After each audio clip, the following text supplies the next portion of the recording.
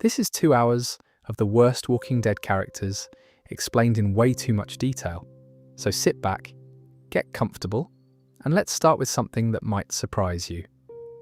The Walking Dead ran for 11 seasons, 177 episodes. Over that time, the show introduced hundreds of characters, and some of them became all-time favourites: Daryl Dixon, Rick Grimes, Michonne, Glenn, Herschel, Maggie.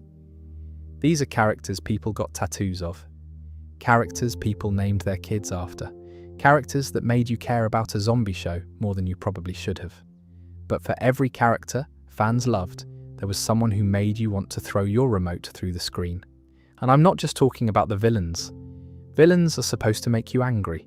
That's their job. I'm talking about the characters who frustrated you on a deeper level. The ones who made bad decisions over and over again. The ones who betrayed people who trusted them. The ones who are so annoying, so cowardly, or so entitled that watching them became physically painful. And honestly, when you look at all of them together, you start to notice something kind of disturbing about what The Walking Dead was actually saying about human nature. Because the walkers were never really the point. The point was always the people. And some of those people were absolutely terrible. So we're going to spend the next couple hours breaking down every character that made The Walking Dead almost unwatchable. We're going deep on each one, their worst moments, why fans hated them, and what their awfulness actually reveals about the show itself. And we're starting with the one character that fans have been arguing about for over a decade, the woman who might be the single most divisive character in television history. And no, I'm not exaggerating. Let's talk about Laurie Grimes. So here's the thing about Laurie. On a poll of over 32,000 people ranking the most hated television characters of all time across every show ever made, Laurie Grimes landed at number 18. Not number 18 on a Walking Dead list, number 18 across all of television. She ranked higher than Joffrey from Game of Thrones on some of these lists, higher than characters who were specifically designed to be hated. And Laurie was supposed to be one of the good guys. She was the protagonist's wife, the mother of his children, and people absolutely could not stand her. To understand why, you have to go back to the very beginning of the show and look at what happened before Rick Grimes ever woke up from his coma. Laurie was a housewife living in King County, Georgia, married to Rick, who was a sheriff's deputy. They had a son named Carl. Pretty standard suburban family. She and Rick had been together since high school, and by the time the show starts, their marriage was already showing cracks. There's actually a flashback in season 2, where Laurie is talking to a friend outside their kids' school, and she admits that she sometimes wonders if she even loves her husband anymore. That's important context for everything that comes after. Then Rick gets shot in the line of duty. He ends up in a coma in the hospital, and while he's lying there unconscious, the world ends. The dead start walking, the military starts evacuating hospitals, and things get violent fast. Shane Walsh, Rick's best friend and partner on the force, goes to the hospital to save him. He tries to get Rick out, but the power goes down. The monitors die, and Shane puts his ear to Rick's chest. He says he heard nothing, so he barricades the door with a hospital gurney and leaves, telling Laurie that Rick is dead. Now, here's where it gets complicated. Shane, Laurie, and Carl evacuate toward Atlanta together. They get caught in traffic on the highway, end up joining a group of survivors camped outside the city. And within what appears to be just a few weeks of Rick's supposed death, Laurie and Shane begin a sexual relationship. This is the thing that broke the fan base. Not that Laurie slept with someone. People could almost understand that. The world was ending. Her husband was dead. She was scared and alone with a child to protect. Shane was a cop. He was strong. He was right there. In the abstract, you can see how it happened. But the timing destroyed her in the eyes of most viewers. Rick had been gone for maybe a month, maybe less. Some fans calculated it at closer to 2 or 3 weeks, based on the timeline of events. And Laurie was already sleeping with his best friend, while her son, who had just lost his father, was right there in the camp with them. It gets worse. Rick wakes up from his coma. fights his way through a world full of the dead, and miraculously finds his family. It should be the happiest moment of the show, and for about 5 minutes it is. Laurie runs into Rick's arms. Carl is overjoyed. Everyone's crying. Beautiful reunion, but Laurie immediately drops Shane the second Rick returns. Just cuts him off completely. Cold. And that would almost be fine except for how she handled everything that came after. See, Laurie didn't just end things with Shane. She treated him like he was the problem, like he had taken advantage of her. She became cold and hostile toward him, even though Shane had literally saved her life, and Carl's life during the evacuation. He kept them alive when Rick couldn't, and now she was acting like he was a predator she needed to get away from. Shane didn't handle this well either. Nobody's saying Shane was a good guy. He absolutely spiraled, but Laurie kept sending mixed signals that made the whole situation exponentially worse. She'd tell Rick that Shane was dangerous and needed to be dealt with. Then she'd have private conversations with Shane where she seemed to validate his feelings. There's a scene at Herschel's farm at a windmill where she's looking at Shane in a way that fans interpreted as romantic interest. Shane took it that way too, and it pushed him further down the path that eventually got him killed. The worst example of this was in season 2, when Laurie told Rick that Shane was a threat and essentially implied that he needed to do something about it. She didn't say, kill him outright, but the implication was heavy. And then when Rick actually did kill Shane in self-defense, after Shane tried to murder him in a field, Laurie recoiled from Rick in horror. She acted disgusted by what he'd done. The same thing she basically told him needed to happen. That moment is what sealed the deal for most fans. You pushed your husband to confront a dangerous man. He did it, and now you're treating him like a monster for it. It felt like Laurie wanted the problem solved, but didn't want to feel responsible for the solution. She wanted Shane gone, but couldn't handle what that actually meant. And then there was the pregnancy. Laurie discovered she was pregnant sometime during season 2. The baby could have been Rick's or Shane's. Nobody knew for sure. Robert Kirkman, the creator of The Walking Dead, intentionally kept the paternity ambiguous. When Glenn went on a pharmacy run, Laurie secretly asked him to get her morning after pills. She took them. Then she immediately stuck her fingers down her throat and threw them up. She couldn't go through with it, but she also couldn't commit to keeping the baby without agonizing over it in secret. When Rick found out about the pregnancy and the pills, they had this argument about whether it was right to bring a child into this world.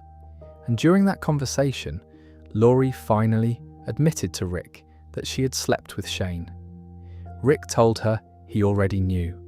He'd figured it out almost immediately after reuniting with them in Atlanta, which means Rick had been carrying that knowledge silently for weeks while watching his wife and his best friend interact, and he never said a word. That conversation in season 2 episode 6, called Secrets, is actually one of the better written scenes in the early show. Rick's reaction is measured and compassionate, which most fans thought Laurie didn't deserve. He doesn't blow up. He doesn't storm off. He just asks if there are any more secrets, and she tells him about Shane. And that's it. They move forward. But here's the other thing fans couldn't get past. Carl. Or more specifically, the question of where the hell Carl was at any given moment. It became a running joke in the fandom. Where's Carl? Who's watching Carl? Because it seemed like every other episode, Carl was wandering off into danger, while Laurie was somewhere else having a conversation, or arguing with Shane, or worrying about the pregnancy. Carl would be playing with guns he found. Carl would be walking through the woods alone. Carl would be approaching walkers out of curiosity. And Laurie, his mother, was somehow never around when any of this was happening. She'd dump Carl with whoever was nearby, whether it was Dale or Carol or Beth, and go deal with her own drama. And fans could not forgive it. In a world where the dead are literally eating people, you have one job as a parent: know where your kid is. Laurie failed at that constantly. There's also the fight with Andrea that perfectly encapsulated why Laurie rubbed people the wrong way. In season 2, Beth was suicidal. Maggie was watching her, but needed a break. Andrea volunteered to keep an eye on Beth, then deliberately left her alone to see if Beth would actually go through with it. Beth locked herself in the bathroom and cut her wrist. She survived, but the cut was real. When Laurie confronted Andrea about this, she said something that became infamous. She basically argued that maintaining household chores, cooking and cleaning and doing laundry, was more important than fighting walkers and keeping watch. That doing domestic work was what created a life worth living. Andrea shot back that Laurie was taking her safety for granted because she had Rick, she had Carl, she had this reunion that other people would kill for. And Andrea wasn't wrong. Laurie had been reunited with her husband, had her son alive and recovering from a gunshot wound, and still managed to make everyone around her miserable. Now, all of that said, here's where I have to be honest about something. Laurie's death scene is genuinely one of the most devastating moments in the entire show. Season 3, Episode 4. The Prison. Someone has cut open the gates, walkers are flooding in, and the group gets separated. Laurie goes into labour in the middle of the chaos. She's stuck in a boiler room with Maggie and Carl. No doctor, no medical equipment, just a dark room full of steam pipes and concrete. Laurie starts hemorrhaging. She can't deliver the baby naturally. She looks at Maggie and says she needs to be cut open, a C-section, right there, with no anaesthesia, no surgical tools, nothing but a knife. Laurie knows she won't survive this. Carl was born by C-section too, so there's already scar tissue. She's going to bleed out, and in those final moments, Laurie does something that made even the people who hated her cry. She says goodbye to Carl, tells him he's smart, he's strong, he has what it takes to survive. She says, don't let the world spoil you. She tells her 12-year-old son that he's the best thing she ever did.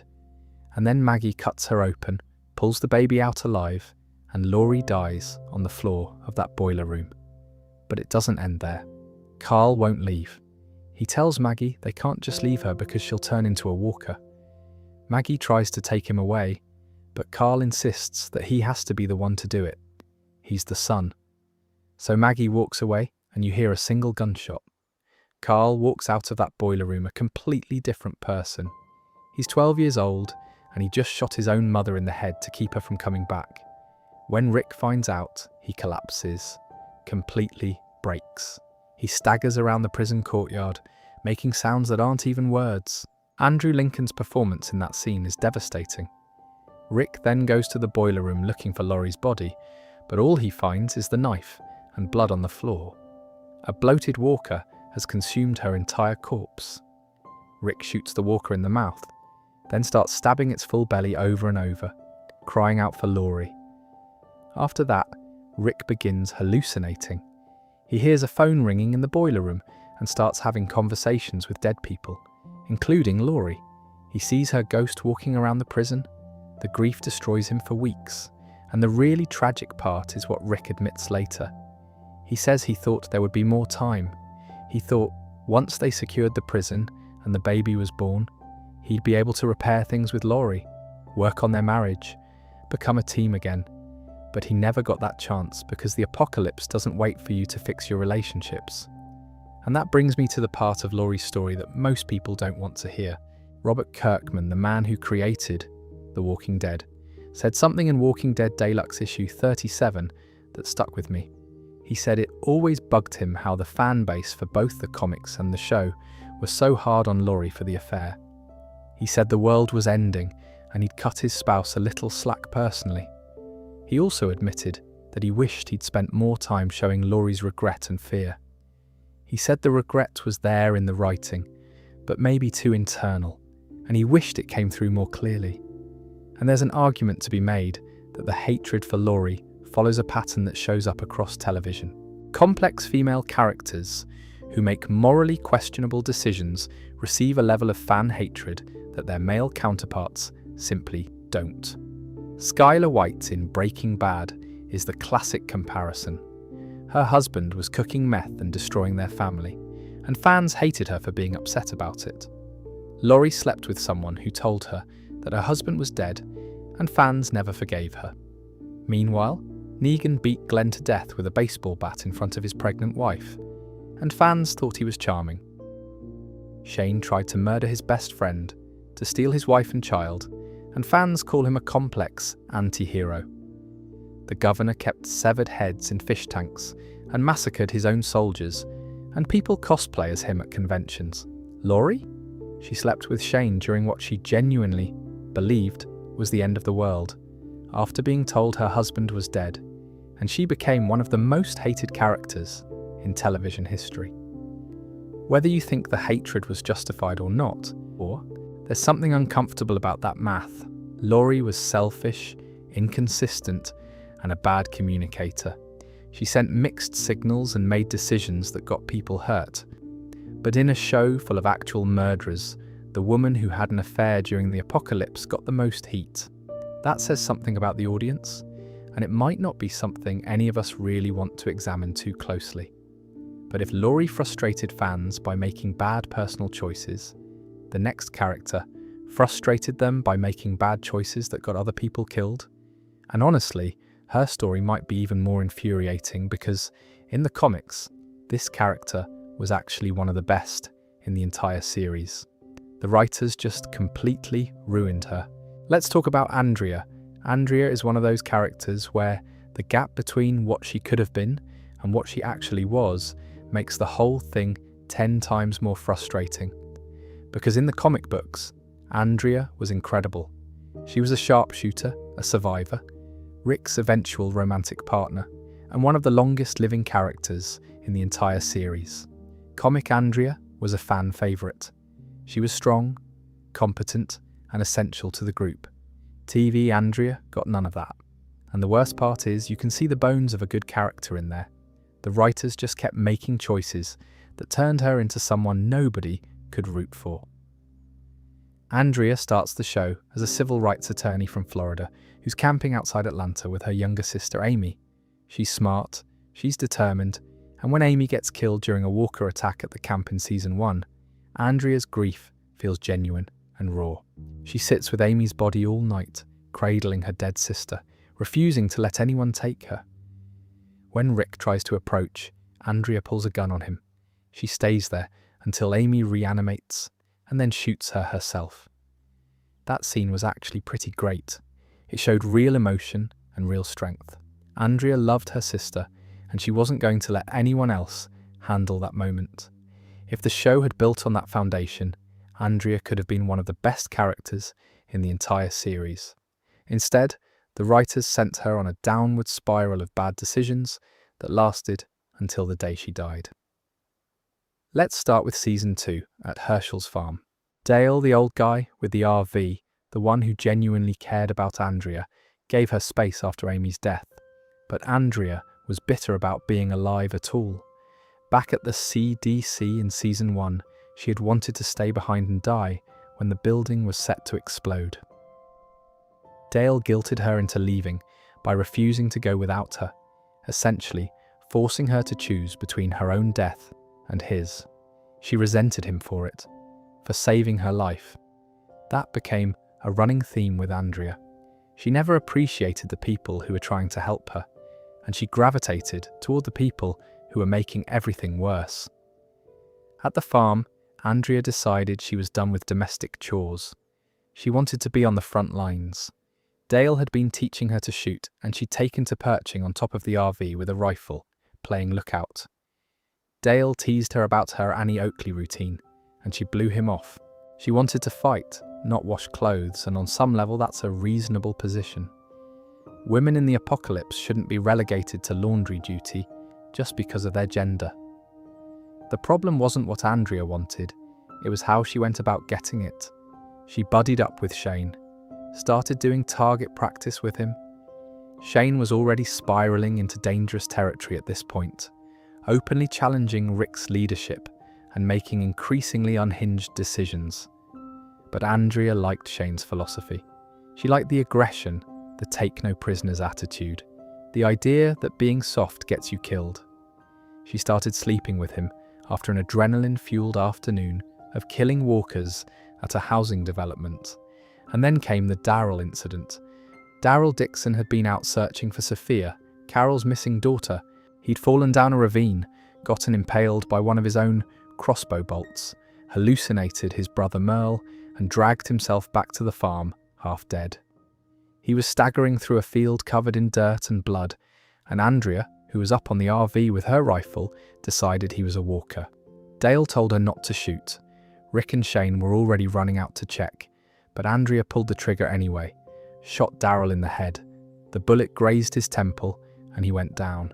He survived, obviously, but Andrea had nearly killed one of the group's best people because she was so desperate to prove herself as a fighter that she ignored everyone telling her to stand down.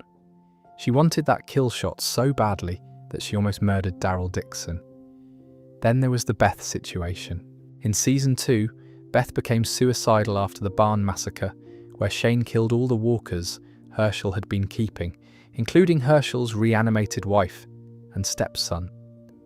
Beth was catatonic for a while, and when she came out of it, she started talking about ending her life. Maggie was watching her closely, but Andrea volunteered to take over so Maggie could get some rest. Andrea's idea of helping was to leave Beth completely alone.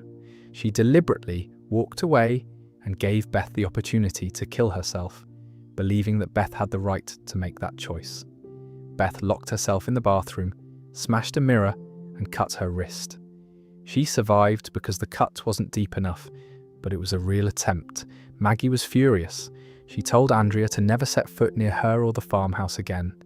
And Andrea's justification was that Beth chose to live, which proved Andrea's approach was correct. That's the kind of logic that made fans hate her.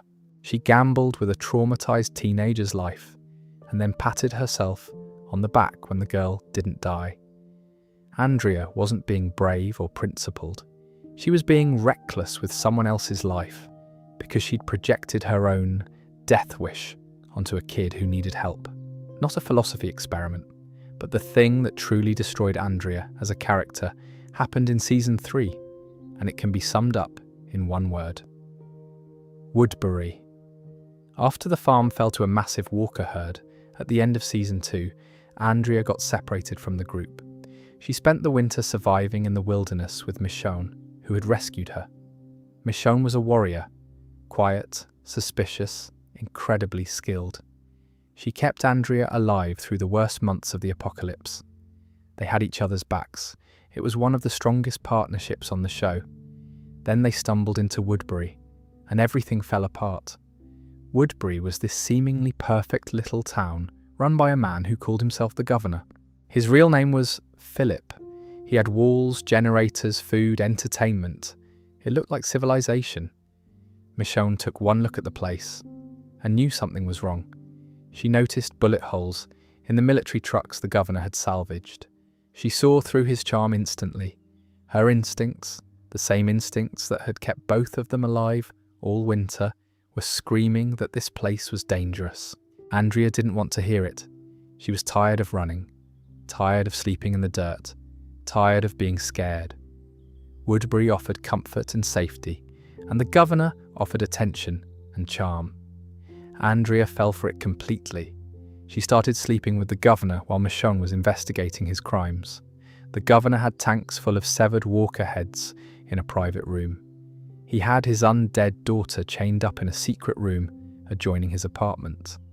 He was torturing people and stockpiling weapons. Michonne told Andrea they needed to leave. Andrea chose to stay. Michonne left alone, and Andrea let her go. She let the person who had saved her life, who had protected her all winter, walk out the gate by herself because Andrea preferred the company of a charming psychopath. That right there might be Andrea's single worst decision. And in a show full of bad decisions, that's saying something. What followed was months of Andrea living in Woodbury, while the governor waged war on Rick's group at the prison. Andrea knew her old friends were out there. She knew the governor was dangerous. Michonne had warned her. She'd seen the gladiator fights where the governor pitted people against chained walkers for entertainment. She initially called it barbaric, then admitted she enjoyed watching it. That little detail told you everything about how far Andrea had drifted. When Andrea finally visited the prison and reunited with Rick's group, they were hostile toward her. They had been shot at, kidnapped, and terrorized by the governor, and Andrea had been sleeping in his bed the entire time. Carol pulled her aside and gave her the most practical advice anyone had ever offered on the show. She told Andrea to sleep with the governor, give him the greatest night of his life, and then when he's sleeping, kill him. End this. Andrea went back to Woodbury. She got into bed with the governor. He fell asleep, and she stood over him with a knife.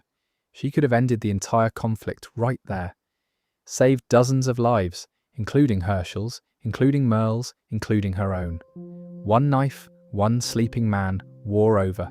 She couldn't do it. She put the knife away and went back to bed.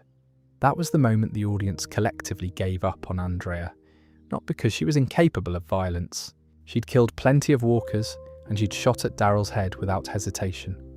But when it actually mattered, when one act of courage could have saved everyone she claimed to care about, she froze. She chose the comfort of denial over the horror of action. The governor went on to massacre his own soldiers after they refused to attack the prison, lining them up on the road and gunning them down in the back as they tried to run. He later captured Andrea and strapped her to a chair in a torture room. He locked Milton in there with her, stabbed Milton in the stomach, and left him to slowly die and reanimate so he could eat Andrea alive.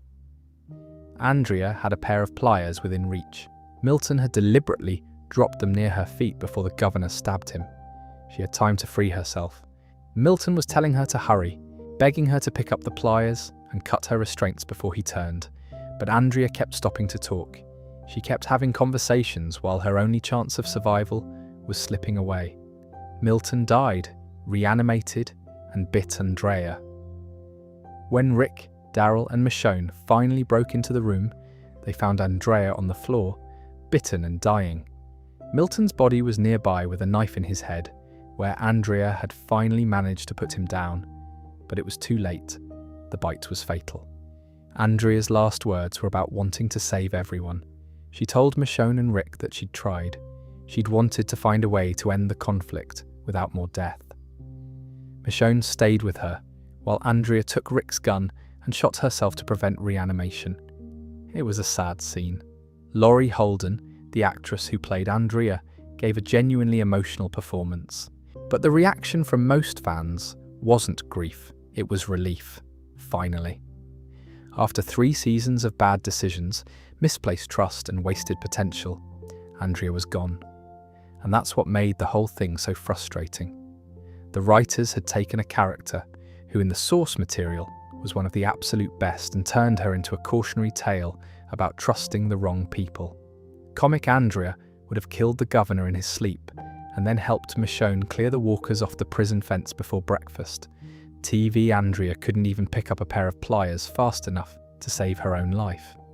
The really tragic part is what could have been. If the writers had followed the comic arc even loosely, Andrea could have been Rick's equal, his partner in survival, his second in command, his eventual love interest. She could have been the one who took the sniper position on top of the prison walls and kept the group safe through season 4 and 5 and beyond. She could have been the character that fans cried over when she finally died in season 12 or 15, or whenever the writers decided to cash that emotional chip.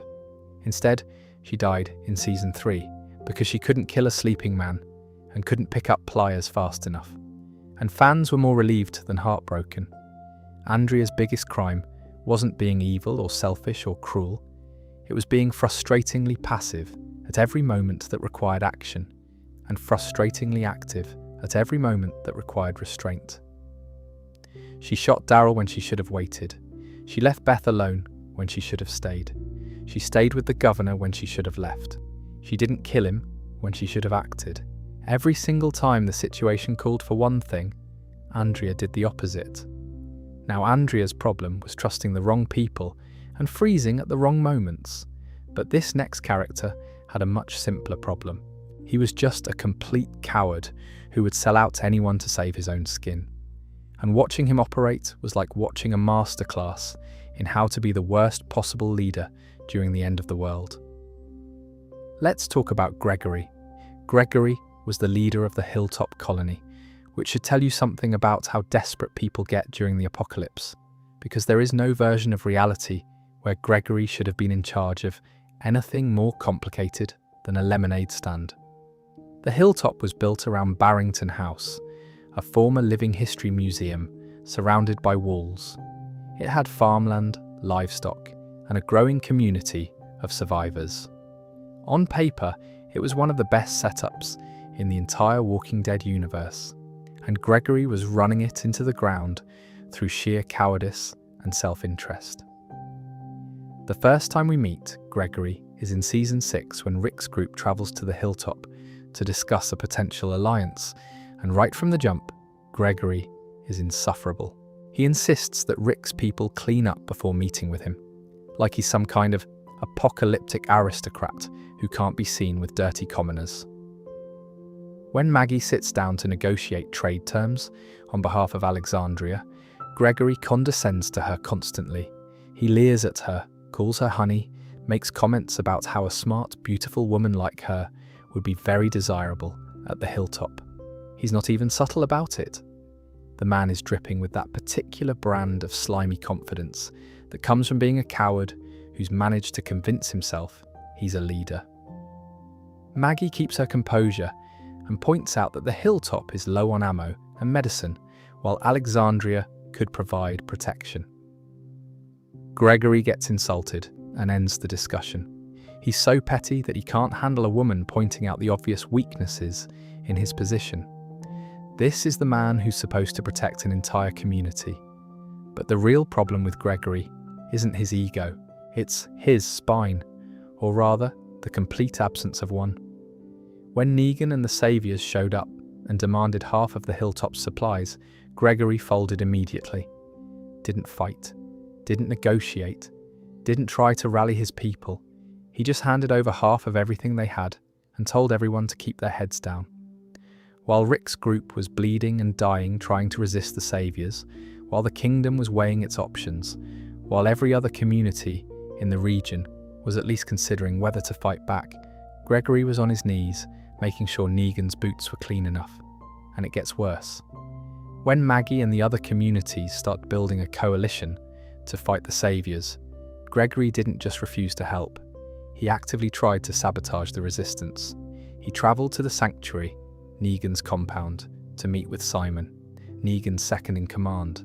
His plan was to trade information about Maggie's rebellion in exchange for protection.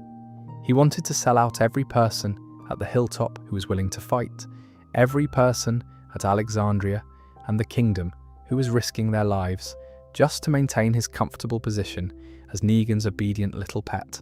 Simon shoved him to the ground. That's how seriously the Saviors took Gregory's attempt at betrayal. He couldn't even betray people competently. The guy he was trying to suck up to literally pushed him onto the floor and then decided he was too pathetic to bother killing. When Gregory slithered back to the hilltop after this humiliation, Maggie confronted him at the gate. She called him a coward to his face. Cal, one of the hilltop residents, confirmed that Gregory had planned to warn Negan about the rebellion. When Gregory called Cal delusional, Cal popped his head over the wall and gave Gregory the middle finger. It was a small moment, but it was perfect because it showed how little respect anyone had for this man. Gregory made a pathetic scene, begging and crying and saying he was scared and didn't know if they could win. Maggie let him back in, telling Enid that he wasn't worth killing, and that right there captures Gregory's entire survival strategy. He was so pathetic that people kept him alive out of pity rather than any belief that he had value. There's one scene that perfectly encapsulates who Gregory was. Season 7, Episode 8. Maggie is standing guard at the hilltop gate. She's pregnant. She's mourning Glenn, who Negan had beaten to death in front of her. She's carrying the weight of leadership on her shoulders. And Gregory walks up to her and starts taunting her by rubbing an apple on his jacket. Just standing there, buffing this apple, making eye contact with a grieving pregnant widow, knowing the apple was a gesture of pettiness because food was scarce and this was his way of showing he still had some tiny crumb of power. Eduardo, one of the guards, called Gregory out for it, reminding him that Maggie was pregnant. Gregory reluctantly tossed the apple up to her, That scene is Gregory distilled. Petty cruelty toward vulnerable people, followed by immediate retreat when anyone with a backbone confronted him. He was brave enough to taunt a pregnant woman, but too scared to hold his ground when another man said, "Hey, cut it out." He also refused to call Maggie by her actual name. He'd call her Marcia or Natalie or Honey. It was a deliberate power play, a way of diminishing her by refusing to acknowledge her as a person worth remembering. It was small and mean and perfectly Gregory. After the war with the Saviors ended, Maggie became the legitimate leader of the hilltop. The community respected her. They trusted her. She'd fought, she'd bled, she'd earned it, and Gregory spent every waking moment trying to undermine her. He couldn't lead, but he also couldn't stand watching someone else lead better than he did. Eventually, Gregory went too far. He attempted to have Maggie assassinated. That was his brilliant plan. He couldn't beat her politically, couldn't win the community's trust, so he tried to have her killed. It didn't work because Gregory couldn't even organize a murder correctly. Maggie's response was to hang him publicly. It was the first execution under her leadership, and it was a statement. Not just about Gregory, but about what the hilltop would and wouldn't tolerate. And Gregory's final moments were exactly what you'd expect. He begged, he cried, he pleaded for his life in front of everyone, completely undignified, completely broken. He died the same way he lived, snivelling and hoping someone would take pity on him. Fan reaction to his hanging was overwhelmingly positive. People cheered. Not because fans love executions, but because Gregory had spent seasons making everyone's lives harder through cowardice and manipulation. And there was genuine satisfaction in watching that come to an end. Here's the thing about Gregory that makes him different from the other villains on this list. The Walking Dead had no shortage of terrifying bad guys. Cannibals who lured survivors into traps, psychopaths with baseball bats, dictators who kept severed heads in fish tanks. But Gregory was consistently ranked as more hateable than most of them. And the reason is simple. People can understand evil. They can wrap their heads around a villain who's powerful and cruel. But cowardice that endangers others is something different. It's more relatable, and therefore more infuriating. Everyone has known a Gregory. A boss who takes credit when things go well and hides when things go bad. A leader who talks big in meetings and disappears during a crisis. A person who'd sell out their own team to keep their position comfortable. Gregory wasn't a monster. He was just the worst kind of human being, a coward with a title he didn't deserve, and a willingness to sacrifice anyone to keep it. Gregory was a coward who would betray anyone to survive, but this next character didn't even have survival as an excuse. He betrayed people out of pure jealousy and entitlement, and his death is probably the most deservedly satisfying moment in the entire show. Let's talk about Spencer Monroe. Spencer was the son of Deanna Monroe, who was the leader of Alexandria. Deanna was actually a pretty solid leader. She was a former congresswoman who had built Alexandria into a functioning community with walls, houses, solar panels, and a real governance structure. She was thoughtful, diplomatic, and genuinely cared about her people. When Rick's group arrived at Alexandria, Deanna saw their combat experience as an asset and welcomed them. Spencer inherited none of these qualities. He grew up behind Alexandria's walls, shielded from the horrors of the outside world. While Rick's group had been fighting for survival for years, losing people, starving, and hardening into warriors, Spencer had been living in a nice house, in a gated community where the biggest inconvenience was occasionally hearing a walker scratch at the fence. That safety made Spencer weak, but it wasn't the weakness that made fans hate him. Plenty of Alexandrians were soft when Rick's group arrived. Aaron was soft, but grew into a fierce fighter. Denise was terrified, but still performed surgery and saved lives. Even Eugene, who'd been a coward for seasons, found his courage when it mattered. Spencer never grew. He never adapted. He stayed exactly who he was on day one, which was a petulant, entitled man who believed the world owed him something because of who his mother was. When the saviors took control of Alexandria and started demanding half of everything, the community suffered. People went hungry, resources dried up. Rick swallowed his pride and did what Negan demanded because the alternative was mass execution. It was humiliating, but Rick was protecting his people by playing along. Spencer saw an opportunity.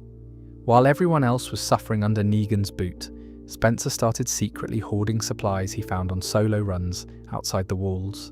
He kept the good stuff for himself. Then he started cozying up to the saviors, playing nice, building relationships, positioning himself as someone Negan could work with. His plan was transparent and stupid. He wanted Negan to remove Rick and install Spencer as the new leader of Alexandria. Spencer figured he could be the guy who got along with the saviors, who kept the peace, who didn't cause problems. He'd be the compliant puppet leader, and everyone would be better off. The way he pitched this to Negan is what made the whole thing so pathetic. Season 7, Episode 8. Spencer invited Negan to play pool in the middle of the street. He poured drinks, made small talk, tried to build rapport. Then he laid out his case. He told Negan that Rick's ego was out of control. He talked about how his mother was the original leader and how things were better before Rick showed up. He proposed that Negan appoint Spencer as the new leader of Alexandria, someone more cooperative and easier to manage. Negan listened to all of this with this expression on his face that shifted from amusement to disgust. And then Negan said something that perfectly captured why Spencer was so pathetic. He pointed out that Rick was out there right now, gathering goods for Negan, swallowing his hatred every single day to keep his people alive. That takes guts, Negan said. Then he asked Spencer why. If he wanted Rick gone so badly, he didn't just kill Rick himself. Why was he going behind Rick's back to ask someone else to do it? And Negan answered his own question. It's because you got no guts. Then he pulled out a knife and plunged it into Spencer's abdomen. Spencer's intestines spilled out onto the asphalt in front of everyone. There they are, Negan said, looking at Spencer's guts on the ground. They were inside you the whole time. Spencer died right there on the street, disemboweled by the very man he'd been trying to ally with. And here's what tells you everything about how the audience felt about Spencer Monroe. When Negan killed Glenn, fans were devastated. When Negan killed Abraham, fans were furious. When Negan gutted Spencer, fans laughed. Some people rewound the scene and watched it again. It was one of the few times Negan killed someone, and the audience's reaction was, yeah, he kind of deserved that. Even Negan, the show's most sadistic villain, a man who beat people to death with a baseball bat, found Spencer too contemptible to tolerate. Spencer tried to gain power through manipulation and cowardice instead of earning it through courage and sacrifice. And in the world of The Walking Dead, that's the one thing that gets you killed faster than anything else. Spencer represents a particular kind of failure. He had every advantage. He lived in a safe community with walls and resources. He had a mother who was a respected leader. He had the chance to learn from Rick, from Michonne, from Daryl, from people who actually knew how to survive. Instead, he schemed and hoarded and played politics because he thought intelligence meant cleverness, and cleverness meant never having to be brave. His death was poetic in the worst possible way. The guy who had no guts had them physically removed in front of the entire community. Negan's cruelty was usually terrifying, but in Spencer's case, it almost felt like cosmic justice. Spencer tried to scheme his way to power and got his guts ripped out for it. But this next character's cowardice had even deadlier consequences, and it nearly cost the show one of its most beloved characters, twice. Let's talk about Nicholas. Nicholas was an Alexandrian who had been living behind the walls long before Rick's group ever showed up. And in a show full of cowards, Nicholas managed to stand out as one of the most dangerous kinds. Because Nicholas wasn't just afraid for himself. His fear actively killed the people around him. The first time we see what Nicholas is really made of is during a supply run in Season 5.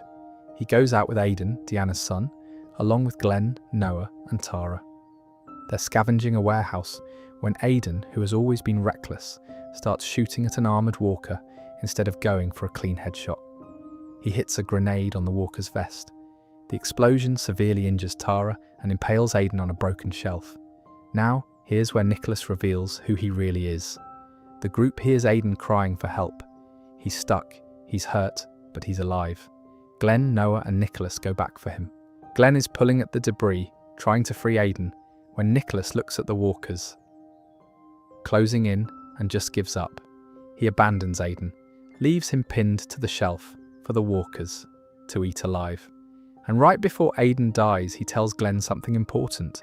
He says that the previous team members who died on supply runs didn't die because of bad luck or walkers being unpredictable. They died because Aiden and Nicholas got them killed. They'd been responsible for the deaths of 4 people before Glenn's group ever arrived in Alexandria. The situation gets worse fast. Glenn, Noah, and Nicholas end up trapped in a revolving door with walkers pushing in from both sides. Glenn comes up with a plan. Eugene has driven the van around to draw away the walkers on the outside.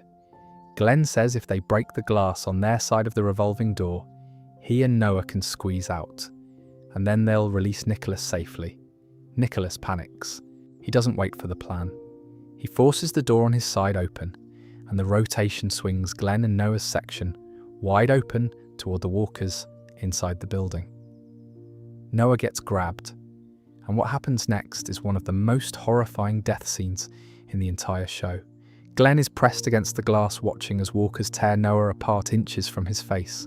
They pull Noah's jaw off, they rip into his body, and Glenn can do nothing but watch. Nicholas didn't just get Noah killed, he got Noah killed by being so scared that he couldn't wait 30 seconds for a plan that would have saved all 3 of them. His panic, his selfishness, his inability to think about anyone but himself in a moment of crisis cost Noah his life in the most brutal way possible. Nicholas ran back to the van, tried to drive off without Glenn, and had to be physically stopped. Glenn caught up to him and beat him bloody on the ground. But Glenn didn't kill him, and that mercy is the single decision that haunted Glenn for the rest of his life.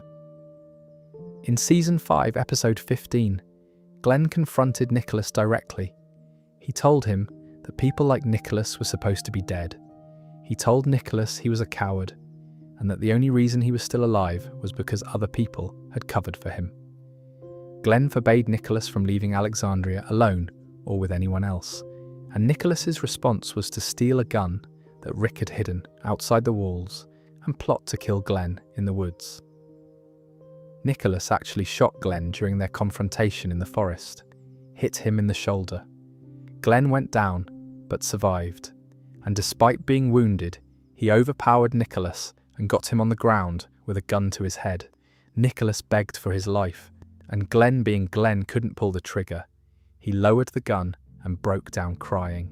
Glenn was physically and morally incapable of executing a man who was begging him not to die, even though that man had tried to kill him and had gotten Noah eaten alive. Glenn helped Nicholas back to Alexandria. He tried to believe that Nicholas could change, could learn, could become a better person if given the chance. Glenn's compassion was one of the things that made him one of the show's most beloved characters. It was also, in Nicholas's case, a fatal mistake. Season 6, Episode 3. Thank You. This is the episode that nearly broke the internet. Rick's group is executing a massive plan to redirect a herd of walkers away from Alexandria. When the plan goes sideways and the herd splits, Glenn and Nicholas end up separated from the main group, trapped in a small town that's being overrun. Glenn formulates a plan to set fire to a nearby building to draw the walkers away. Nicholas suggests they use a feed store he remembers from a previous run. They run through the streets toward the feed store, but when they get there, it's already been burned to the ground. The plan is dead, and the walkers are closing in from every direction. Glenn and Nicholas scramble on top of a dumpster in an alley. They're completely surrounded, hundreds of walkers pressing in on all sides, reaching up at them, groaning, grabbing at their legs. Nicholas looks at Glenn, and you can see it happen in real time. The light goes out of Nicholas's eyes, Whatever thin thread was keeping him functional just snaps. He's not thinking about survival anymore. He's not trying to find a way out. He's just gone. Nicholas says 2 words, "Thank you." Then he puts a gun to his own temple and pulls the trigger. His body falls sideways into Glenn, and the momentum carries both of them off the dumpster and down into the sea of walkers below. The camera shows what appears to be Glenn's body being ripped apart. Blood everywhere, guts being pulled out, screaming. It looks unmistakably like Glenn has just died one of the most horrible deaths in the show's history. And then the episode ended. The show did not resolve Glenn's fate for 3 entire weeks. 3 episodes went by with fans not knowing if Glenn was alive or dead. The internet lost its collective mind. Was Glenn dead? Was he alive? How could he possibly survive, falling into hundreds of walkers? The debate dominated social media, fan forums, YouTube analysis videos, and entertainment news sites for weeks. When the show finally revealed the answer, it turned out Glenn had survived. He'd pulled himself under the dumpster while the walkers were busy eating Nicholas's body on top of him. The walkers were tearing apart Nicholas, not Glenn. The guts and blood the camera showed being ripped out belonged to Nicholas. Glenn had crawled into the narrow gap beneath the dumpster and waited until the herd moved on. The relief was immense, but it was also complicated by anger. Fans were furious at the showrunners for manipulating the audience with deliberately misleading camera angles. The whole sequence was designed to make you think Glenn had died, and then the show just refused to address it for weeks. It felt dishonest, and it damaged the audience's trust in the show's storytelling in a way that never fully healed. And Nicholas was at the centre of all of it. His suicide on that dumpster wasn't just a personal failure, it nearly killed Glenn. It would have killed Glenn if Glenn hadn't been quick enough and lucky enough to use Nicholas's body as a shield and find shelter underneath the dumpster. Nicholas died the way he lived. He panicked at the worst possible moment, and his panic put the people around him in mortal danger. The only difference was that this time, the person he endangered was himself too. Glenn showed Nicholas mercy twice. He spared his life after the Noah incident. He helped him integrate back into the community. He tried to give Nicholas a chance to become someone better, and Nicholas used that mercy to drag Glenn into a situation where Glenn was inches from being devoured alive because Nicholas couldn't handle the pressure. The cruelest irony is that Nicholas's final words were thank you. He was thanking Glenn for the mercy, for the second chance, for treating him like a person worth saving. And then his gratitude took the form of putting a bullet in his own head and pulling Glenn off a dumpster into a horde of the undead. In the Walking Dead universe, that's what happens when you show kindness to someone who doesn't have the strength to deserve it. Nicholas's cowardice nearly killed Glenn on the dumpster. And Glenn's mercy toward Nicholas was the kind of idealism that the Walking Dead kept punishing over and over again. But it would take a truly depraved villain to actually end Glenn's life. And before Negan showed up with his baseball bat, there was another monster who terrorized Rick's group with charisma, violence, and a smile that hid something absolutely rotten underneath. Let's talk about the Governor. The Governor is probably the best villain The Walking Dead ever produced, and I'm including Negan in that assessment. Negan was theatrical and scary, but the Governor was something worse. He was believable. He was the kind of monster you could actually meet in the real world. Someone who looks like a leader, talks like a leader, and makes you feel safe right up until the moment he destroys everything you care about. His real name was Philip Blake.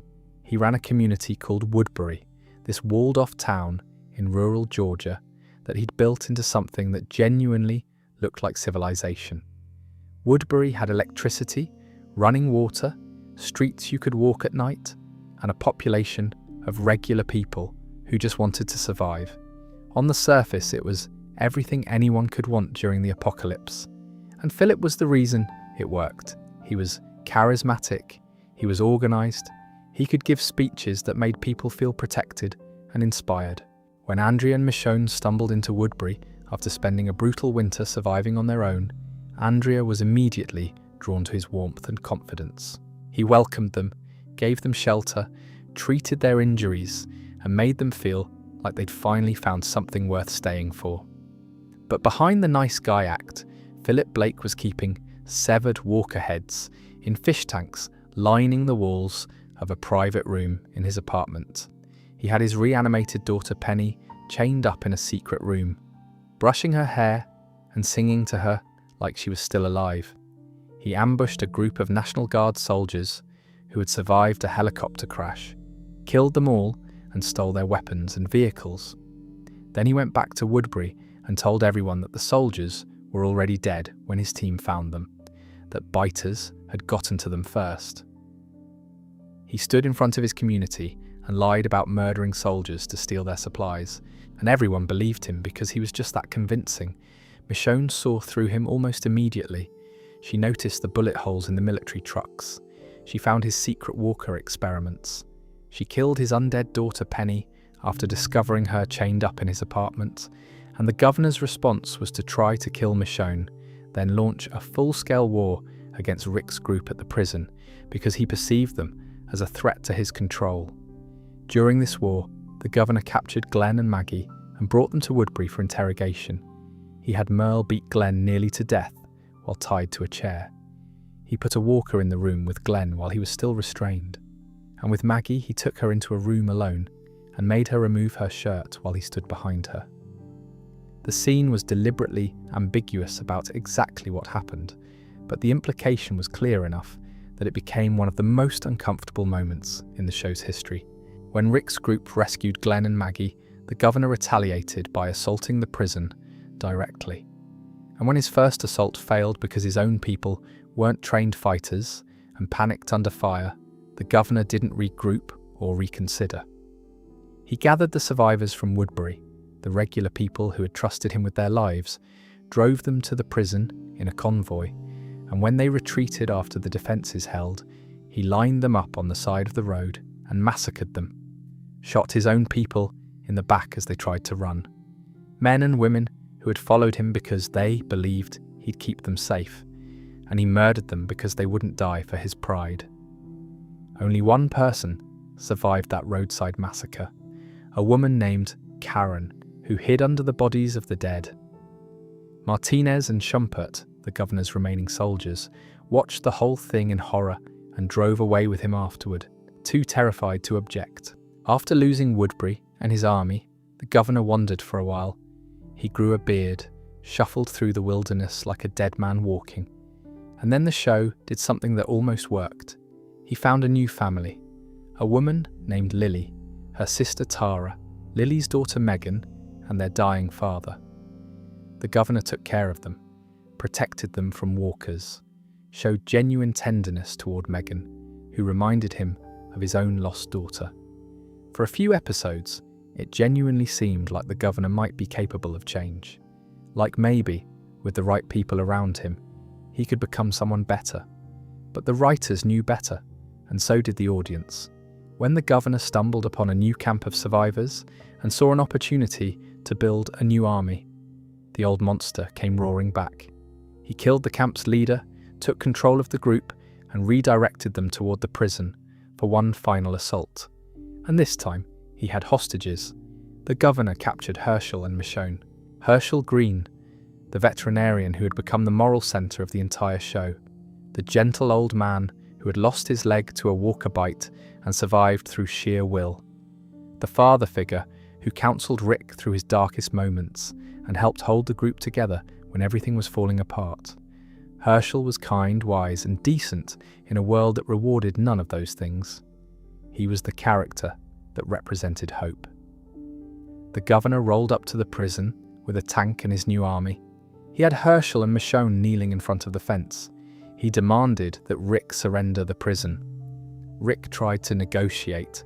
He gave this speech about how they could all live together, share the prison, find a way to coexist. It was one of Rick's best moments, a genuine attempt at peace. The governor looked at Rick, said one word, liar. Then he took Michonne's katana and swung it into Herschel's neck. The blade didn't go all the way through the first time. Herschel's daughters, Maggie and Beth, were screaming from behind the prison fence. Rick was screaming. Everyone was screaming. And the governor raised the sword and kept swinging until Herschel's head came off. That scene is, for a lot of fans, the single worst moment in The Walking Dead. Worse than Glenn's death. Worse than Carl's death. Worse than anything Negan ever did. Because Herschel represented the part of humanity that should have survived the apocalypse. He was the evidence that you could keep your soul intact even when the world was trying to eat you alive. And the governor took that away with a stolen sword and a complete absence of conscience. What followed was total destruction. The tank rolled into the prison. Both sides opened fire. The governor's people and Rick's people killed each other in the yard. The prison fell. The group scattered. Months of work building a safe home were destroyed in minutes because one man's ego couldn't handle being told no. The governor died in the aftermath. Michonne ran him through with her katana, and then Lily, the woman he'd been living with, walked up and shot him in the head as he lay dying. It was a fitting end, killed by two women he'd wronged, but it didn't bring back Herschel. It didn't undo the destruction of the prison. It didn't repair the group that was now scattered across Georgia with no shelter, no supplies, and no hope. The governor's greatest weapon was never the tank or the guns or the army. It was the performance. He could make anyone believe he was good. He could walk into a room full of strangers and within days have them ready to die for him. He could look you in the eye and promise safety while planning your execution. That kind of evil is so much more dangerous than the obvious kind, because you don't see it coming until it's too late. And the worst part is that the governor had all the tools to be a genuine leader. He was smart, charismatic, and capable of real empathy when he chose to use it. His relationship with Megan proved he could love people. His construction of Woodbury proved he could build something. If he had channeled those abilities into actual leadership instead of control and dominance, Woodbury could have been what Alexandria eventually became. A real community, built on cooperation instead of fear. But the governor couldn't tolerate dissent.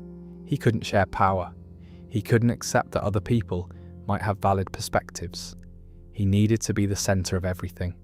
And when reality didn't cooperate with that need, he destroyed reality. He killed his own people rather than admit his plan was wrong. He beheaded an old man rather than accept a peaceful solution. That's what made the governor so hateable. He wasn't just evil, he was a waste of intelligence, charisma, and capability that could have saved hundreds of lives, but instead ended them. The governor showed us what happens when a charismatic leader uses power to destroy instead of protect. But the next character showed us a different kind of evil. Not the loud, theatrical kind. The quiet, bureaucratic kind. The kind that hides behind rules and procedures and the word order while slowly crushing the life out of everyone beneath it. Let's talk about Dawn Lerner. Dawn Lerner ran Grady Memorial Hospital in Atlanta. And unlike most of the villains on this list, Dawn wasn't cartoonishly evil or obviously dangerous. She was something more insidious. She was a bureaucrat with a badge and a gun who had convinced herself that everything she did was necessary for the greater good. Grady Memorial was a functioning hospital in the middle of a dead city. Dawn and her officers had secured the building, kept the power on, maintained medical supplies, and created a system where survivors could receive treatment and shelter. On paper, it sounds like a good thing, the kind of community that should be celebrated during the apocalypse. But Dawn's system had a catch. When her officers found injured survivors and brought them to the hospital for treatment, those survivors were told they now owed a debt. The medical care, the food, the shelter, everything had a price, and the only way to pay it off was through labour. Cleaning, laundry, cooking, whatever the officers needed. It was indentured servitude, dressed up as gratitude. You saved my life, so now I belong to you until you decide I've paid enough. The reality was even darker than that. Noah, one of the patients at Grady, told Beth that the officers specifically targeted people who were weak and unable to fight back. They rescued people who couldn't defend themselves because vulnerable people make better servants. They don't fight back. They don't escape. They're so grateful to be alive that they'll tolerate almost anything. And the anything included some genuinely horrifying things. One of Dawn's officers, Gorman, was a predator. He treated the female patients as his personal property. He forced his way into Beth's room, put a lollipop in her mouth against her will, and made it clear that he expected sexual favours. When Dr. Edwards confronted him about his behaviour toward Joan, another patient, Gorman brushed it off. Joan eventually killed herself rather than continue living under Gorman's control. She slit open her amputation sutures and bled out on the floor, writing the words with her own blood as a final message of defiance. Dawn knew about all of this. She knew what her officers were doing to the patients, and she chose to maintain the status quo because, in her twisted logic, keeping the officers happy meant keeping the hospital running. "The wards keep my officers happy," she told Beth. "The happier my officers are, the harder they work to keep us going." Dawn had created a system where human beings were traded as currency to keep corrupt cops cooperative, and she called it survival.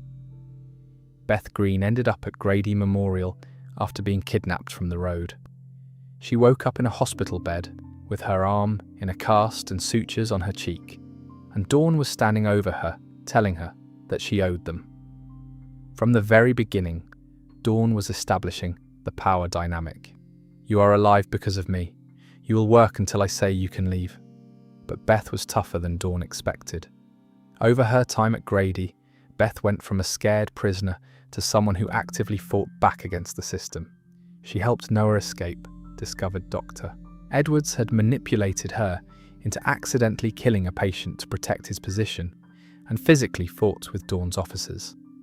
Beth became a genuinely compelling character during her time at Grady, which made what happened next so much more painful. Beth had been the quiet one in the Green family for most of the show. She was Herschel's younger daughter, Maggie's little sister, the girl who sang songs around the campfire and tried to kill herself in season 2 before pulling back from the edge. She wasn't a fighter, she wasn't a leader, she was the one everyone else protected. Grady Memorial changed her. Being trapped in Dawn's system forced Beth to develop strength and resourcefulness she never knew she had. She learned to manipulate Dawn's officers, she escaped through an elevator shaft full of walker bodies, and she came within inches of getting away before being recaptured. By the time Rick's group found out where she was being held and organised a rescue mission, Beth had become someone worth rescuing, not out of obligation, but because she'd proven she deserved to survive. Rick planned a hostage exchange. His group captured 3 of Dawn's officers and offered to trade them for Beth and Carol, who had also been brought to Grady after being hit by one of the hospital cars. The exchange was set up in a hospital hallway, both sides lined up facing each other. Weapons were holstered. Terms were agreed. Carol was traded first, then Beth. It was going smoothly. The deal was almost done. Rick's group was about to walk out with both their people, and nobody had to die. Then Dawn opened her mouth. As the trade concluded, Dawn suddenly demanded that Noah stay at the hospital. Noah, who had already escaped once, who Beth had risked everything to free. Dawn said officers had died trying to recover Noah after his escape, and she needed him back. It was a power move, pure and simple. She'd gotten her officers returned, and now she wanted something extra, not because she needed Noah, but because she needed to demonstrate that she was still in control. Rick started to object, but Noah, being the selfless person he was, volunteered to stay. He didn't want violence to erupt over him. He was willing to go back into that terrible system to keep the peace. Beth went to hug Noah goodbye, and when Dawn said the words that broke everything, that smug, quiet statement of ownership, Beth snapped. Dawn said she knew Noah would be back, like he was a runaway dog who'd come home eventually, like Dawn owned him and always would. Beth looked at Dawn and said 4 words, "I get it now," and then she stabbed Dawn in the shoulder with a pair of scissors she'd hidden in her wrist strap. Dawn's response was reflexive. She pulled the trigger on her gun, which was already drawn and pointed at Beth from the tension of the exchange. the bullet hit Beth in the head. She died instantly. Daryl, who had spent weeks searching for Beth after she was kidnapped from a funeral home right in front of him, who had chased the car with the white cross until he collapsed, watched the girl he'd been trying to save crumple to the floor. He immediately shot Dawn in the head. 2 bodies hit the ground in the same hallway within seconds of each other. The worst part was the timing. Maggie had finally learned that Beth was alive. She'd raced to Grady Memorial with Abraham's group, arriving at the hospital just as Rick's team walked out the doors. And the first thing Maggie saw was Daryl carrying Beth's body. Dead, after everything they'd been through to find her. After all the hope and desperation and planning, Beth was killed because Dawn couldn't let go of one person. Because Dawn's need to feel powerful outweighed the lives of everyone in that hallway. Dawn Lerner was dangerous because she represented a kind of evil that doesn't announce itself. She wasn't the governor giving speeches about destroying the prison. She wasn't Negan swinging a baseball bat and cracking jokes. She was a mid-level authority figure who convinced herself that abuse was management, that exploitation was leadership, and that control over other human beings was the same thing as keeping them safe. Her officers raped patients. Her system enslaved survivors. Her hospital was a prison with slightly better lighting, and Dawn presided over all of it while telling herself she was the good guy. She was maintaining order. She was keeping people alive. She was doing what had to be done. Beth saw through it. Beth looked at that system and said no, and Dawn killed her for it. Not because she was evil in the way the governor was evil, but because she was a small person with a small amount of power who couldn't tolerate anyone challenging her right to wield it. Dawn needed to control people to feel powerful. But this next character didn't need power over people. She needed power over situations, and she wielded it through betrayal after betrayal until she committed the ultimate act of treachery by stealing the show's protagonist from his own family and his own story. Let's talk about Jadis.